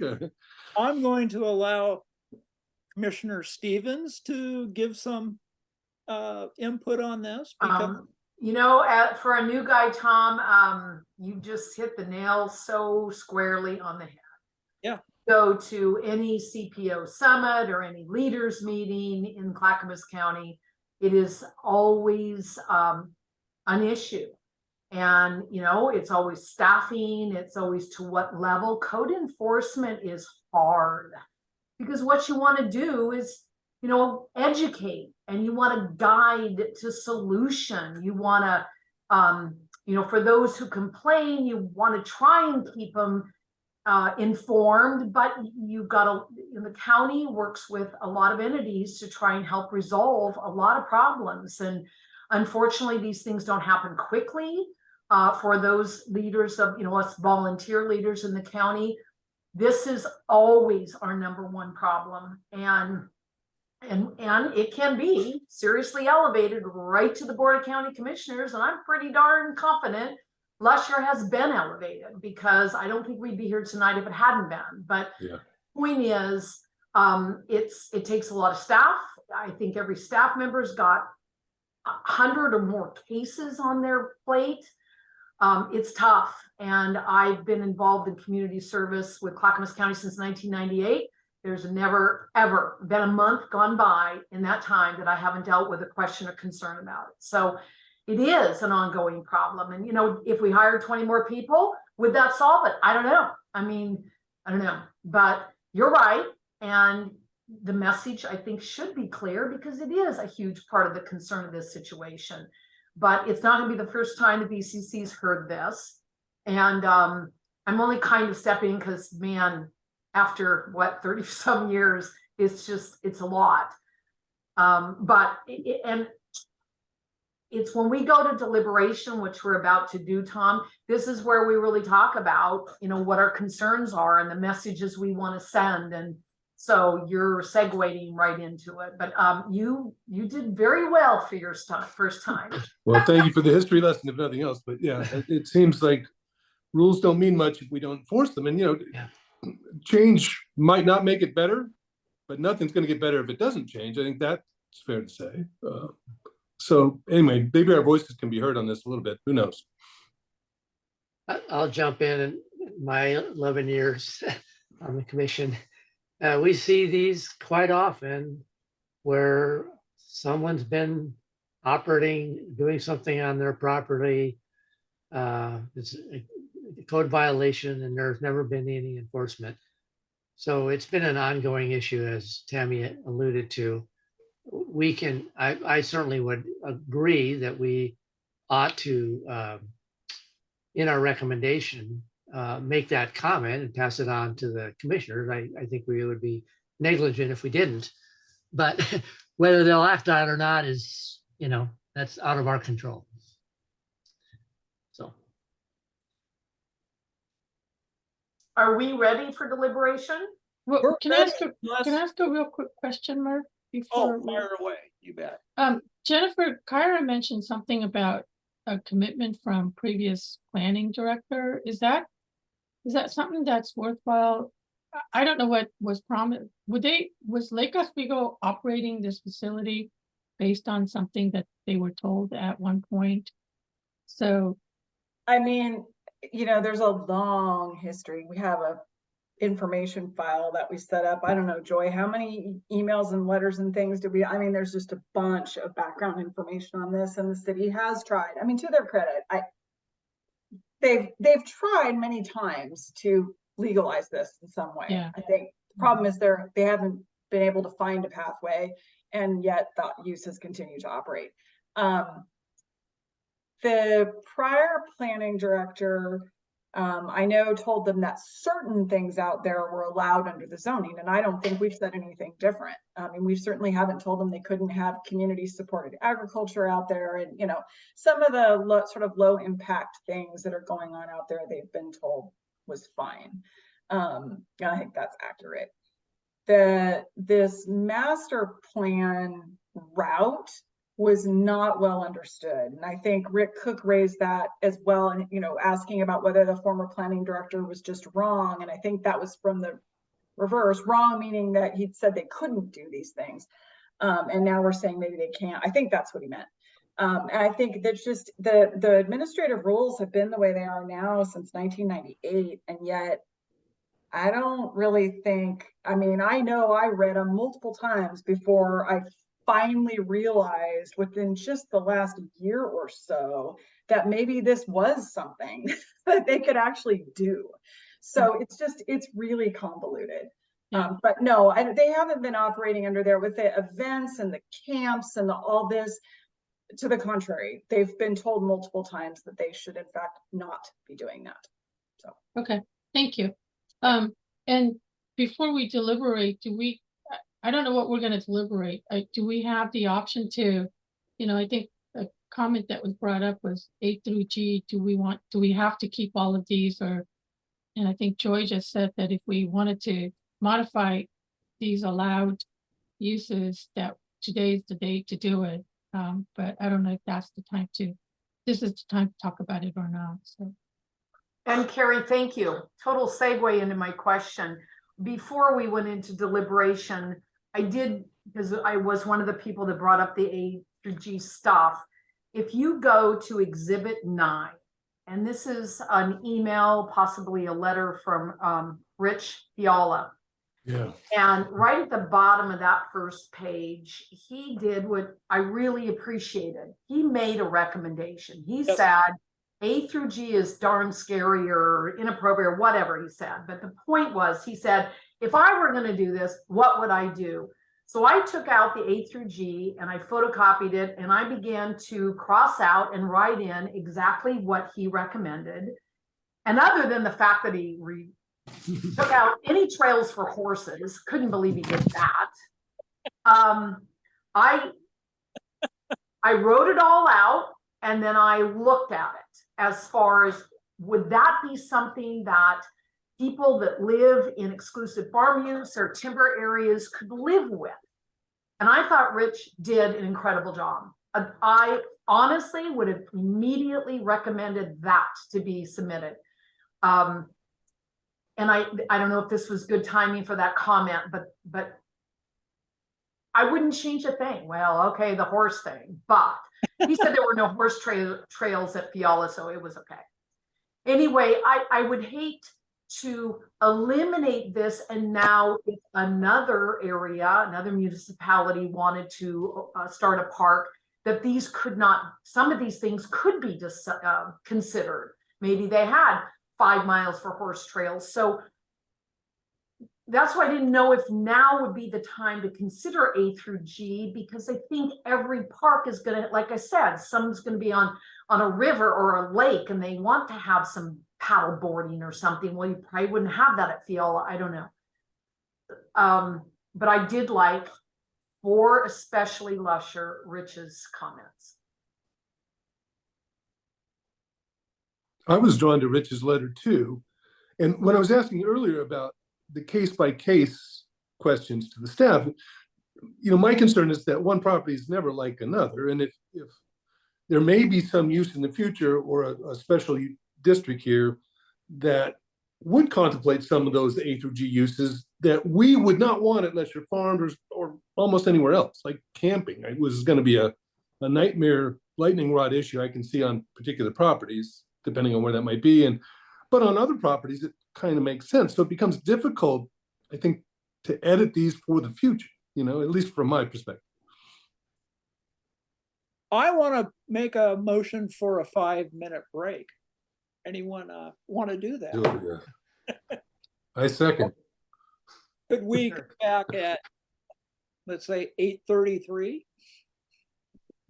Okay, 5-minute break.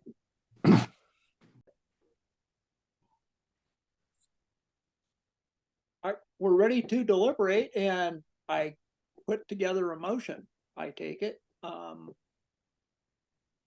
Do we want to edit A through G since that came up? Is that something that we want to read each one and cross out, talk about each one, or do we just want to pass on and pass this? Do we deliberate first, or do we want to do some editing first? I mean, that's a great question.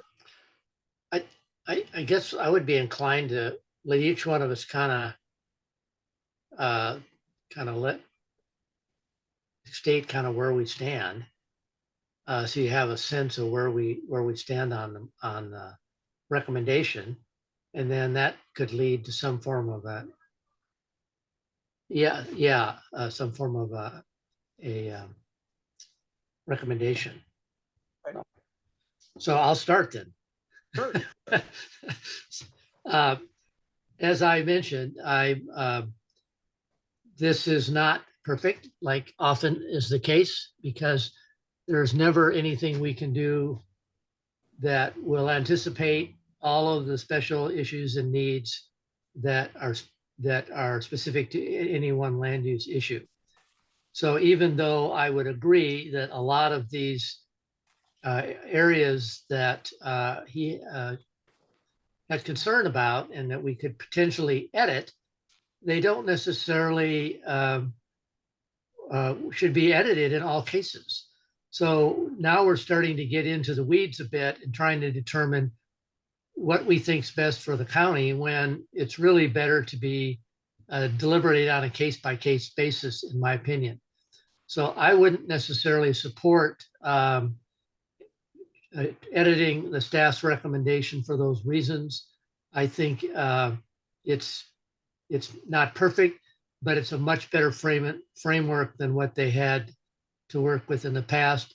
It allows an opportunity for them to come to some resolution over the Lesher Farms issue, and there'll be a proper forum and mechanism for all those issues to be addressed, for all the people who have concerns to vet their concerns, and that's probably a better forum to figure out what's best for that piece of property. So I'm in support of as it is as recommended. So Thank you. Thank you, Tom.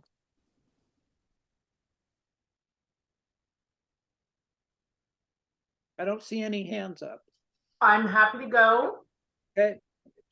I learned a lot through this application, and I really cannot, as always, praise the staff more for an amazing job, well done. Who would have thought they would have found the little piece of kindling in the huge wood box that would maybe make this happen. So I'm excited to see a possible solution for a problem that has been around, as we've all shared, for decades. So bravo. I agree with Tom 1. That's who I'll be referring to him as. I like the idea of cutting back on A through G. However, every circumstance is going to be different. And my hope is that as we review master plans into the future, that great amount of thought and consideration is taken into community input. I also agree with who I refer to now as Tom 2, that so much of this has been caused by lack of enforcement. And, you know, I could give you a list of how that can go on and on and on, and has in certainly our area. It's a real problem. So, and it has festered up here. But I think staff has come to an amazing possibility of a solution, and I will be supporting this as well. Okay.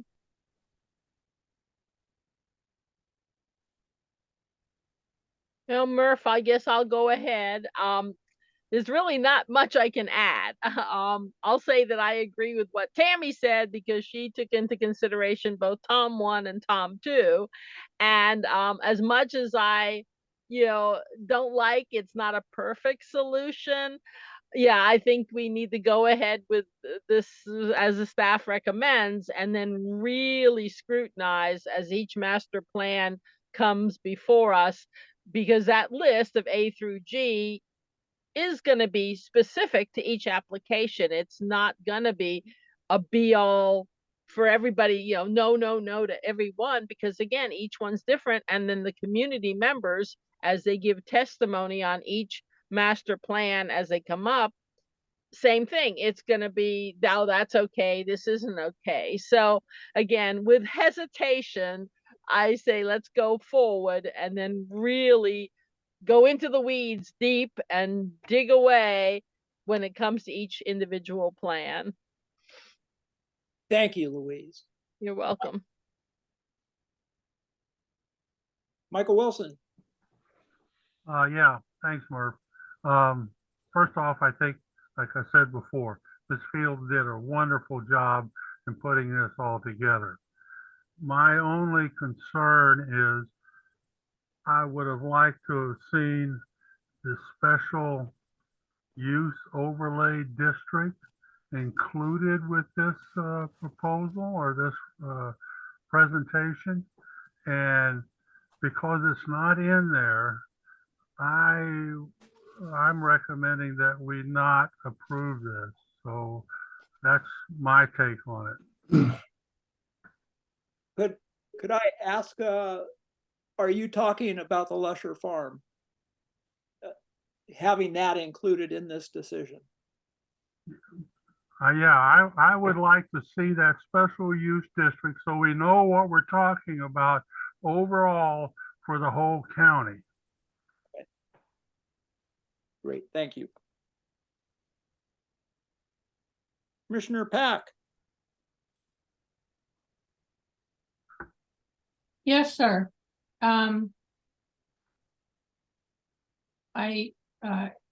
You know, I understand what everyone has said. I was actually leaning towards doing the editing. I don't like the idea that we're going to be establishing campgrounds in EFU lands for park uses and whatnot. But I also understand that we'll be looking at these plans on an individual basis in the future. If there's, and I was just kind of going back and checking to see if there was some sort of requirement for public outreach as a master plan was developed, that we could rely on for the future, but I couldn't see it readily popping out at me. So maybe I'll just ask Joy. As the master plan is pulled together for specific conditions and locations, do they have to follow public outreach, or is that just a nice thing to do? It's a big deal. It is a big deal, yes. Okay. Yeah. So when all of us are master gone, plans can take a long time, up to a year or more, because of all the public outreach and all the steps you got to go through to do a master plan. They get vetted pretty thoroughly before they'll ever come to us. One of the requirements for the local park master plan is that it meets the outreach requirements that a state park master plan goes through. In addition, our zoning development ordinance has specific requirements for notice distances around land use applications, such as a comp plan amendment. okay. And so we would be following that, as well as letting the local CPO know, as well as providing ample opportunity for public input. I know that, I mean, I've done master plans in my professional career. I provided or produced master plans, so I know that there's public engagement that happens, but I don't want all of the users of the parks to come out and provide public involvement or support for the park. I would like the surrounding communities that are being impacted to be engaged with the public outreach components. So I think as long as that is included, sounds like the state rules require that. So I am happy to support what we have been provided without any further addition or edits at this point. As is. Yes. Thank you, Commissioner Pack. Commissioner Tom, too. I like that name. I think I could. I've been called worse. I'll say that. I will add, you could call me Pete. I was called Pete all through college because there were 10 Toms in my fraternity by my first name. All the best people, right, Tom? Anyway, I think I've kind of said my 2 cents already. I do think this is a tailor-made solution for the Lesher Farms ongoing issue, and I certainly recognize it as such. And so I think for that reason, it's difficult to say no to this, although the future, I think we're got to be prepared for some real hard no's coming up with some of these A through G potential uses on potential ag and forest properties in the future. I mean, when those come to us as part of a master plan, it will be difficult when we say yes to say no again. And so we need to be prepared for that, I'd say. But the only other thing I'd add is that I'm a little concerned about people like Mr. Cook and how we manage perceptions a little here, in that by approving A through G through this, it's going to be difficult for him not to perceive that we just approved camping at Lesher Farms and something like that. Now, we all know that that's not the case, and that the master plan needs to be submitted and approved, and that might not be their intended use. But I do wonder, and this is probably the wisdom of your guys' experience. I mean, do we worry about those things? I mean, how do you control for those that have those legitimate fears over code enforcement?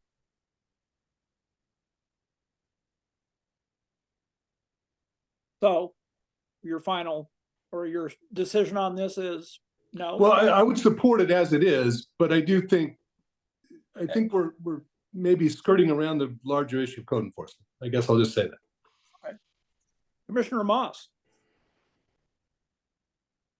Thanks, Chair Murph. So, Tom, too, to answer your question. So I used to work at the county, so I was one getting those phone calls about code enforcement every single day and trying to, one, listen to see what the county could offer to do and what was maybe not something the county could do. So I'm well versed in those. I see the rationale in this. I don't foresee anyone submitting a master plan to say we have, just a plain farmland. I don't see anyone's, submitting a plan saying we're just going to bulldoze the farmland and put campsites on that. I don't see that's going to happen anywhere in the county. They're going to put campsites as we see them, near rivers, near lakes, near things where campgrounds are most appropriate to enjoy the nature, to protect it as that. So the way I see this, I think we just take it as everyone's saying, on a case-by-case basis. We see the plans and we just evaluate them as such. And yeah, Tom, we could put a clause in there about the code enforcement, but the question we're going to get asked is, where are you going to find money in the budget to support code enforcement? No, it certainly is a different issue than this one. Clearly, I agree, and I appreciate that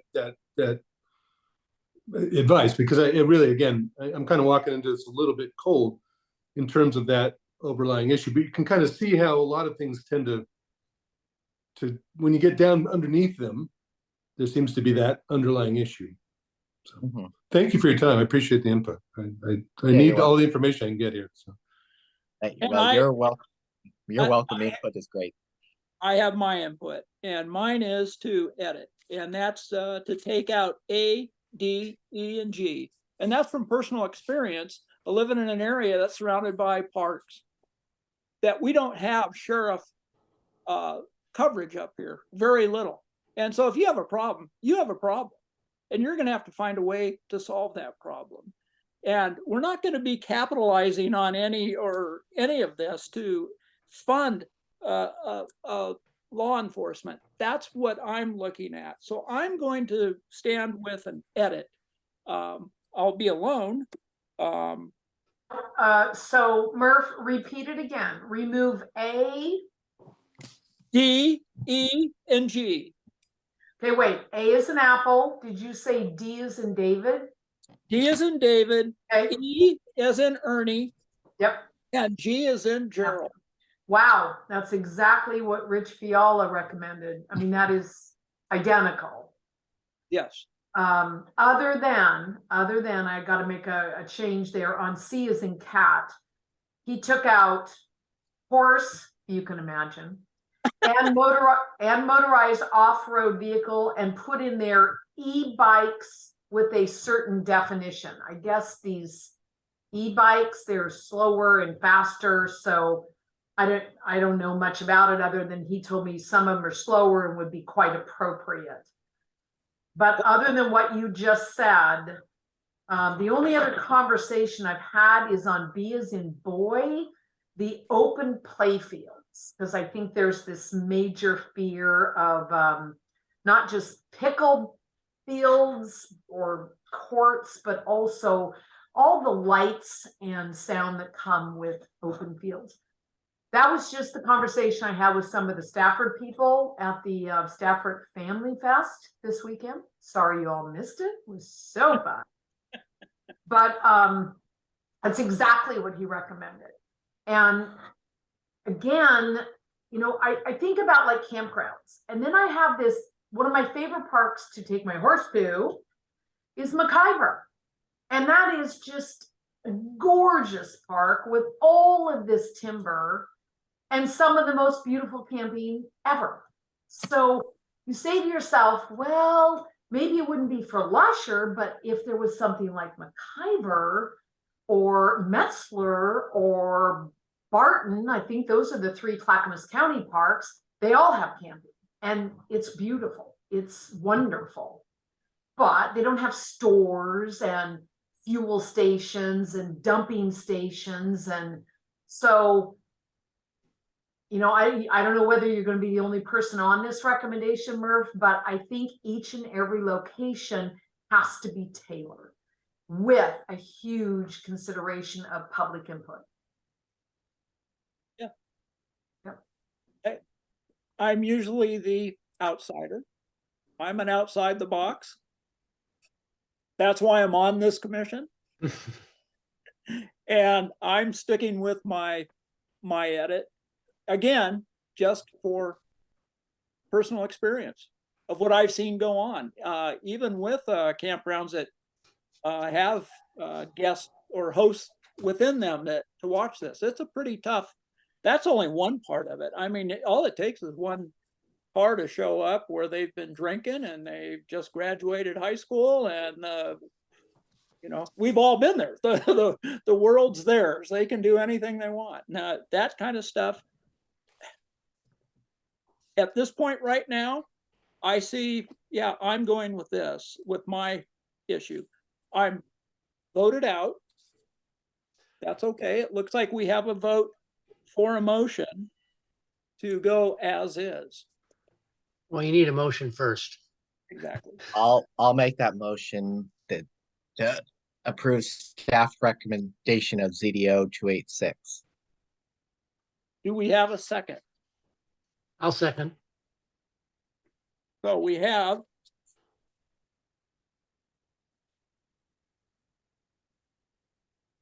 okay, so we have a motion and it's been seconded by Tom. Tom number 1. Or Pete. Tom Pete, okay. We have moved by a Commissioner Moss and second by Commissioner Peterson, as is, as the planning department recommends. All in favor? I think you might have final discussion. Oh, final discussion. Excuse me. I'm sorry. With the motion, I'd like to certainly make sure that the Board of County Commissioners hears again that our concerns about code enforcement. Okay. I would absolutely add, and could not agree with Tammy more. I think we've got to say in there that express our concern. I guess I was thinking that we would add that after the motion. It may be, yeah, that may be more appropriate. And then make that recommendation then, is kind of what I was thinking. Oh, you can certainly do that. I don't know if you can make that in a motion or not, can you? No, I think it was just more of a recommendation with the motion, but we can do it after. Yeah. Yeah, Tom, I don't think a condition would work with this. No, that's what I'm saying. I think it's more of a comment. It's a statement. Statement that we. A statement, exactly. It's not a. Pass on to the commission as part of our deliberations. That's all. That's how I see it. So we're ready for a vote on passing this recommendation. All in favor? You want us to raise our hands? Yes, raise hand, please.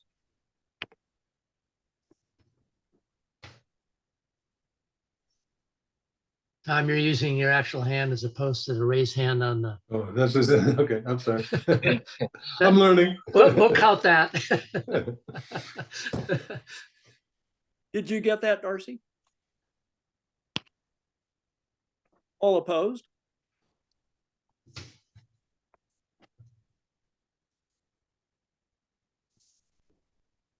Murph, your hand is up. Oh, Are you, that's- you're opposed? Okay. Okay, I think we're there. Okay, conditions or not. I'd like to make one comment. I Oh. believe a master plan is needed, but I think that we need to include that special use overlay with that plan. Thank you, Tom.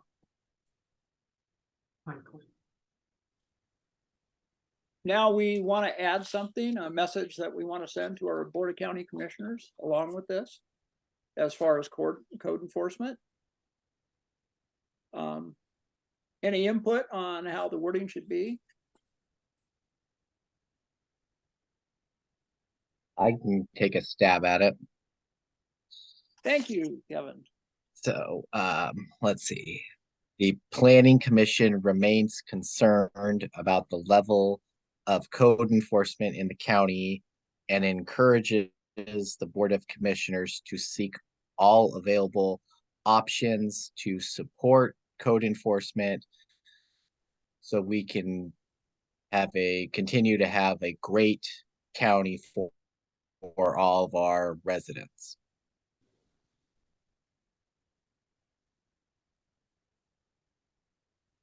Any additions, subtractions, edit? I have an addition, but it's probably not appropriate.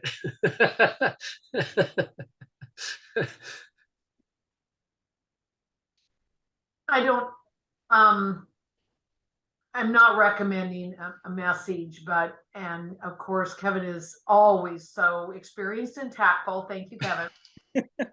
But, you know, I read this whole thing really carefully, and it was hard because if this had been any of us, individual tax-paying citizens, I don't know that we would have been granted hundreds and hundreds of hours and thousands of dollars of county support to help find a solution.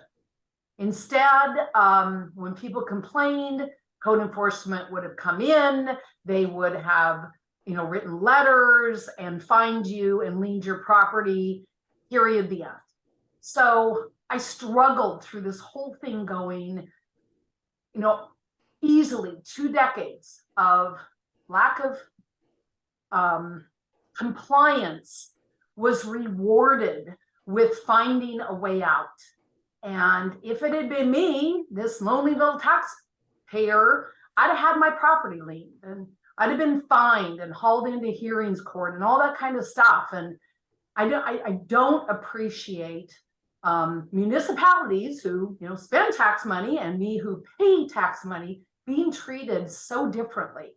I was really offended by that. And unfortunately, it is the way, but I you know, just to say code enforcement needs a focus, resources, it's kind of more than that. I think it's the right thing to do is to treat people equally, whether it's a municipality, an organization, a business, or a tax-paying citizen. I think we should be treated the same. And boy, howdy, I didn't see any of that here. I would just add that no one can be treated the same if there's not enough staff to do it. Yeah, I recognize that these things are absolutely a process, not an event. I mean, code violations and enforcement is a long process each case, but nevertheless, I mean, we're setting it up for failure, it seems like. And that's a frustrating thing for everybody involved, including the citizens. And that's the biggest concern. If you have a non-conforming guy next to you and have no solution offered to you by the entity that's designed to provide that solution, that's going to be a problem. So anyway, I don't know what to say about it. I'm learning a lot tonight, and I appreciate everybody's input.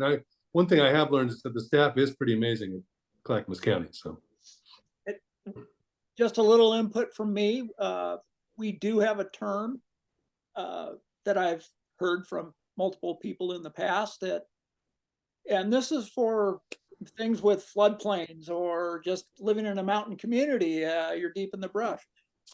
What's cheaper, an apology or an application? What can I get away with? And okay, so how much does my apology cost? And that really, really hurts because you see a lot of damage to environment. And that's something that it's going to be hard to change, but that's going to take community knowledge to come together and stick up for its future. And that's. Listen, as I stated before, when you have two entities, the county and a city, or any other entity involved with enforcing something, we're going to have a problem. It's not going to get enforced. They're going to blame it on the other person. It's not going to happen. And we've opened the door for that with this. On that note, Michael, Jennifer or Joy, do we know on the portion of Lesher Farms that's Clackamas County, can we just ballpark of what level of code enforcement of any county things have they violated on this, or some of this violations more on the city-owned side? I'm not aware and wouldn't be aware if there's code violations on the city side. I'm not aware that that's an issue. The issue has been that the uses have not been permitted on EFU zoned land. That's the primary violation. There's some question about the status of the buildings that they're using for public access, but I'm not actually sure there's a violation there. There was some permitting done. I think there was some research being done about county records that weren't entirely clear. The city did pull some permits so I am not alleging, I don't know if there's any sort of violation related to the building code. There may be, but there may not. And then, but for zoning, yeah, it's definitely use violations on the county's side of the line. One thing I wanted to say, I guess, and listening to all of this discussion, certainly if you want to, adopt Kevin's statement or adopt a different statement or whatever, you're free to do that. We will share it with the board, of course. But we're going to have minutes, and the minutes are going to reflect a lot of what you've just talked about. And then the other thing is, we always have a spot in the staff presentation to the board for significant issues. And I've got 3: public outreach, code enforcement, and the uses allowed, just generally that use list. So we will put all of those in the presentation. And when I say we, I mean Joy, because she does all the hard work. Say things. We'll speak to those issues. So you can be assured that this discussion will be shared, whether you specifically vote on a statement tonight or not. So I don't know if that makes it easier, but just be aware that will happen. And Murph, will you be attending the Board of County Commissioners hearing in case they have any questions from you as our chair? Or Absolutely, unless someone else wants to volunteer to do it. I've done it a few times now. Yeah. It is effective. It didn't work the last time. Nope. Nope. On CDO 283, oh well, but that's okay. That's how it goes. You did a great job. Jennifer, do you know how many folks we have employed on the code enforcement area? I should. Let's see, 1, 2. I always forget if there's 5 code enforcement. I thought there was an administrator and 3 officers. No, there's more than that. There's a supervisor, there's a code enforcement supervisor. Michelle. There's a permit specialist, whose name I'm sorry to say I don't actually know. That's terrible. Dave, is that what it is, Darcy? Thank you. And then we got Kim, Andrea, Shane, is it 5? Diane, so 5, 5 officers. That's not their title anymore though. Special. We're a large county. I mean, that's not enough. Yeah. So it's- bottom line is the most effective way to get the point across to the BCC is probably through the minutes and your comments. It sounds like. I mean, I would that's what defer to I, that that's then, what but I that's my think. opinion. Kevin, what do you think? He's to staff the board. I mean, I feel like if we get up there and talk about it, that's gonna probably resonate as much as something we put in their packet. But Good. Yeah, I think it would probably be to hear it from members of the commission. A personal touch will add value to it. Jeffers right. I mean, I put together the packets. The board reads the packets, they do it, but hearing that kind of personal touch and personal voice does oftentimes lend more towards what we're looking for.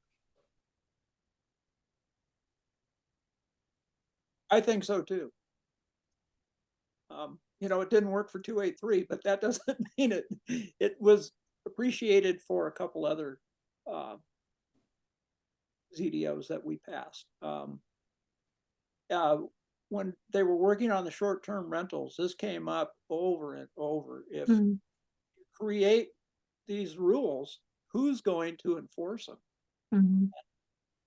Code enforcement can't be out there for all these short-term rental violations that somebody's at 10:30 at night is making noise.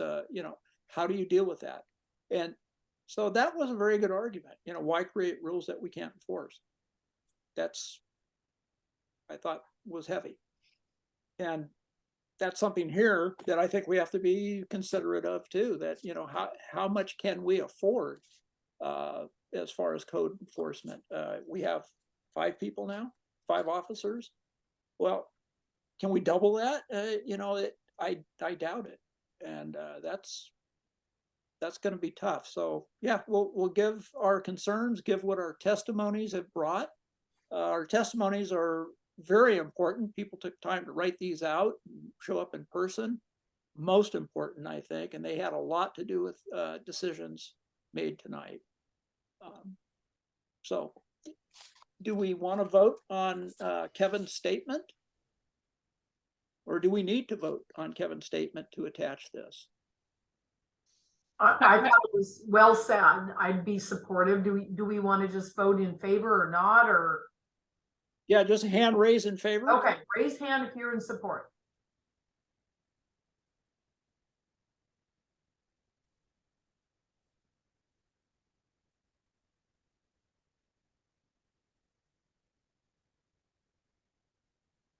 Okay.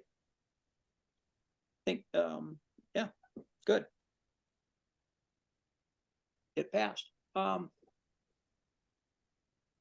We have minutes to vote on and pass. We're going to move on to that. I think we're ready.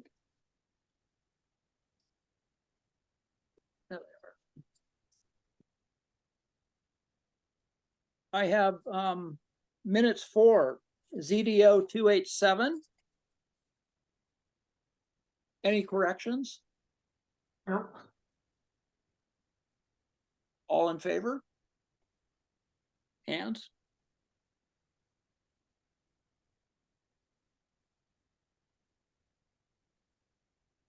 Pass. One abstention. Extension? Tom wasn't present, right? So that's why it's. Yeah, I didn't raise my hand for that reason. ZDO 283.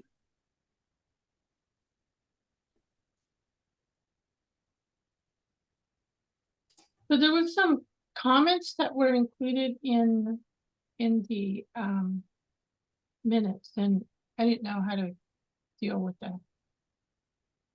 Sure, we'll go ahead. This is the time. Well, they're basically questions or feedback that Martha and Jennifer put in. Or Oh, we so too. maybe you've got like like the version that had our internal, is that possible? Marks in there Perhaps. rather than the final, is that right, Darcy, maybe? I just got it's titled draft, so I don't know if it's draft because and She have should them have passed? received the same copy that everybody else has. Yeah, did anybody else see that, or is that just? me? Yes, I see it right here. And that's the first paragraph on Page 2, yes. there's, I yeah, have page 1, general public test. Oh, let's see. There was somebody asked about an action. I mean, if these comments, Jennifer, I'm not supposed to see it, then I can ignore it. I mean, it's not a secret, but they shouldn't be in the final version. So we'll just remove the editing, like those are just the track changes things when we're reviewing back and forth. I'm guessing, I'm not looking at that spot in the packet right now, but I would say that's what it is. So we'll just, those won't be in the final version. I see Are something. you looking at what was mailed to you in hard copy? I'm or- looking at the electronic copy. Okay, look at the hard copy. Okay. Yeah, the hard copy is, there's nothing there. I do have a question about ZDO 283. That was general public testimony. Bill Leslie commented that there's a solar farm next door to him, and it has not been complying with the conditions of their land use approval. He has already contacted code enforcement, but is very frustrated at this point with the lack of response from the solar farm and the county. Jennifer Hughes said that she would look into the matter and report back to the commission. I was wondering And if there she did. Oh, She did. okay. She did look into it. But well, how about if I report back after you're done with the minutes? Okay. Thank you. But thank you for the reminder, because I absolutely would have forgotten to bring that up tonight. Was that it, Carrie? Yes. Okay. Okay. Good response, Jennifer. All in favor of approving ZDO 283 minutes?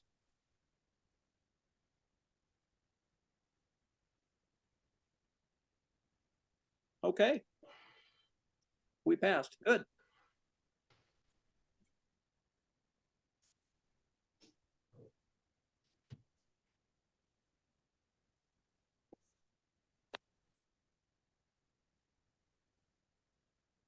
Okay, Jennifer, you have the floor. Ready for other business now? Other business. Okay, so a couple things. First of all, I got here like right at 6:25 and people were, I just want to know, did everybody meet Tom too? Which I guess that's what he's going to be from now on. I'm not sure. So did everybody have a chance? We have a new member, in case you also came in late. Mr. Middaugh has joined us. So does anybody, I don't know, we usually do a little like background kind of thing. Did you do that before I got here, or should No. we do that now? Oh, you want each of us to talk about our backgrounds? Oh, I just thought maybe our new member might tell us something about himself. It's nice to know that Tom reached out. Personally, I thought it was only to me, but then I realized. Oh, no, I sent one to, yeah. Sorry, Tammy. I know. I'm like, okay, whatever.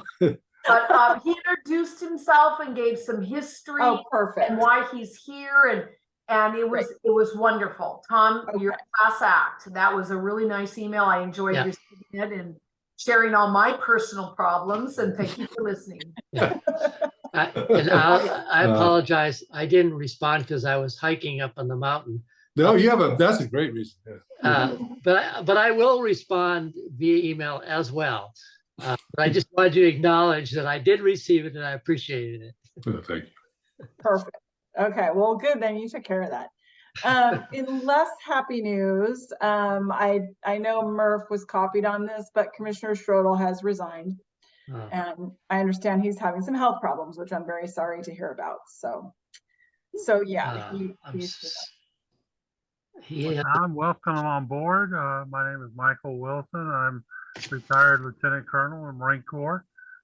Served on a very numerous executive boards with shipbuilding and railroad construction.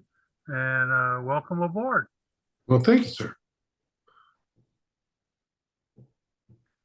So we'll be doing recruitment for, I think probably I'll just hold off at this point because we're going to launch, the annual recruitment probably right after the holidays. And it's just not worth doing one to fill Commissioner Schroeder's partial term. We'll just wait. And Darcy's like, yes, we'll just wait. Okay. And Jennifer, who's up for the coming year? Do you happen to know that right away? Oh. Oops. Darcy can Sorry. tell you, I bet. I think I am. I think there's two. I looked and I can now not remember. We can, Darcy will tell us. How many? Darcy? I think Give me Darcy's just a Give second. her just a minute to look it up. So yeah, we'll just hold off and do one recruitment for the normal recruitment, and then Commissioner Schroeder's partial term at the same time. I'll miss Mr. Scholl. I reached out to him and thanked him for his services. Good. I really look forward to his testimony. He's one smart guy, so I miss him. Yeah. We lost two very, very smart people this year with Brian's exit. Yeah. But no pressure, Tom. It's fine. Well, there's still some smart people on the commission, I can tell, so we're okay. Don't Just a worry, Tom, I was the recommendation. last rookie. Just a recommendation, Tom, learn how to use the raise your hand, and how to move your button there, because when you don't move it and you say something, it pops up on my screen. The technology is, I'm not good at it, I will say. Yeah. Okay, so for the next recruitment, we will be filling Wilson, Peterson, and Moss. So 3.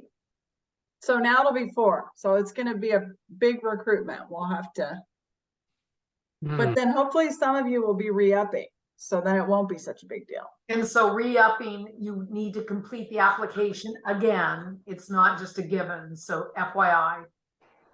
Yeah, and Darcy will let you know when it opens. We usually do it. I don't know if it's usual, but I think we'll do it right after the first of the year. Get through the holidays, and then because the terms expire at the end of April, but it always takes a while. We want to leave it open long enough to get a pool, and then we do interviews, of course, with the couple of board members and all that. So it takes a while. And of course, we'll be sending Christmas cards to you 3. Yeah. Of course. Keep you to know your love. And don't worry, I will email you each directly with the link Okay. to resubmit your applications. Yeah. Perfect. Well, I'll admit right now I'm on the fence. It's been 12 years. No, Lobby, everybody. that's nothing. Now you're not a rookie. That's true. But I have. What do you mean 12 years is what it takes to just begin to figure out the way we do There it it. is. I know. If you leave, I won't be Tom 2 anymore. That's true. That's why I was thinking it'll be a temporary. So that's title. you have to stay. Anyway, I'm debating. Not that I dislike it or anything. It's just been a long time, and although I will say I don't like the Zoom format. I wish we would meet in person again, but I know that isn't going to happen. So. Well, I wouldn't say it's never. I mean, I don't know. Never say never. Well, maybe not in my lifetime then. I haven't given up on the possibility of hybrid. Anyway, Tom, you're the longest serving member currently on the board. You got to stick on here. We got to have that. well, not really. When I first started, Tammy was on the board. I know. I'm looking around to see if there's, other than Tom. Well, no, I was on the board then, Tom. So, but Yeah. I took a hiatus and came back. Yeah, came back. Yeah. So Tom's been around a long time and great knowledge. Yeah, it's the thing about planning commission. It takes like at least 2 years to even know how to spell it, and I then know. you get into, we did this kind of thing before. I don't think half of you have even gone through a gravel pit. Oh my God, I know. that'll just, you will lose I've been through. sleep over I that think one. I've been through like three of them. I think. Oh yeah, they're really tough. There's And some things that are really tough, but the marijuana one was a fun time also. yeah. Darcy did. It was a fun time. 400 people. No. 400 Enough people of- at an in-person meeting. That was quite it. None of you were around for that except for the staff. And maybe Kevin, you were probably around during it. And I Well, must say, Darcy, you're looking very professional tonight. I put on a clean t-shirt, but you, wow, looking good. Thank you. You're welcome.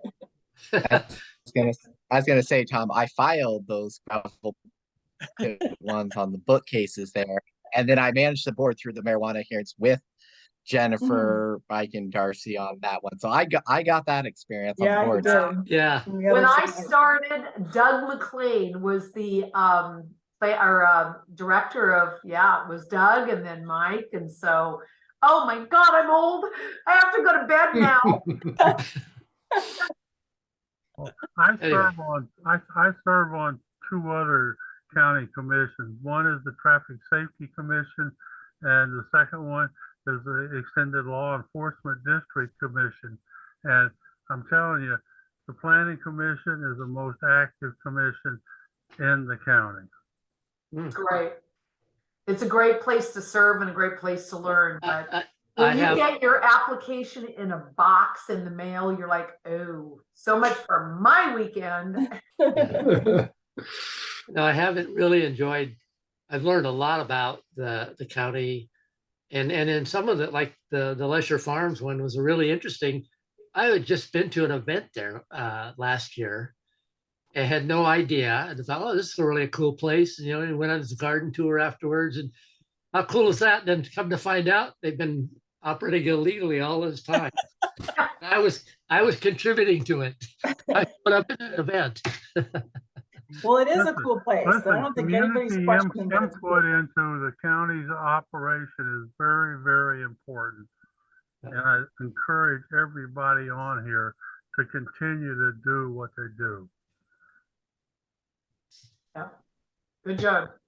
All right, are we adjourned, Mr. Murphy? Well, just quickly the schedule and then I'm done. I don't have any other business, and I think you do have the updated schedule from Darcy. So we had held the second meeting in September in case you needed a continuance, but you didn't. So we will be canceling the one that would otherwise occur in 2 weeks from now. We've already canceled the first one in October. You will have a public hearing on October 23rd. Martha Fritzie will be here. This is a quasi judicial application. So we're not amending the code this time. We have a specific applicant doing a comp plan amendment. I'm not sure if I'm going to remember which is which. I believe this is the the comp plan amendment for it relates to a dock on the Willamette River. So it's sort of an interesting one. There's a limited use area on the Willamette that doesn't allow docks, and there is the ability potentially to amend the comp plan to change that. So that's the application, and then an actual dock application with it. And then on November 27th, we're having a public hearing, and that will be a comp plan amendment and zone change. Not just a regular comp plan amendment, not anything unusual like a dock, but a regular comp plan amendment and zone change from multifamily to industrial, I believe, in the urban area. It's very similar to a couple of other applications that you've had in the past in this same area where the zoning was kind of a little unusual, and we've approved a couple of zone changes. So those are the only two things on the calendar at this point for the rest of the year. So one in October, one in November, and that might be it. Wow. And I will not be here on October 23rd. Okay. And I'm very sorry to miss that. Sounds like it's gonna be fun. Thanks for letting us know. There's an outside chance. Martha did tell me today that she doesn't have confirmation from the applicant yet on that one. We're confirmed for November 27th. So there's some chance that the October 23rd one could move if it doesn't work for the applicant. They're supposed to get back to her in the next couple of days. So we'll let you know if anything changes. Okay. Jennifer, as always, Joy, thank you. Amazing work. We're so thankful for you and Jennifer. Always being the backup wisdom person. So thank you. Murph, well done. I had a question before it's too bad we closed and voted and all that, but we brought up that each of these applications will come to the Planning Commission. They'll be quasi judicial. Correct. Yeah. Yes. That's great. Yeah, that yeah. Work for you guys. And just for all of you, the Sandy River Watershed Council, the new one is getting closer. We just had completed our survey. We have all our results. We'll have a meeting to finalize it. And it's awesome. We got some great work from it. And I'm looking very forward to moving forward with that. So yeah, a lot of fun. Good news. Yes. We are adjourned. Yay. Good night, everyone. Thank you. What a pleasure. Good night. Night.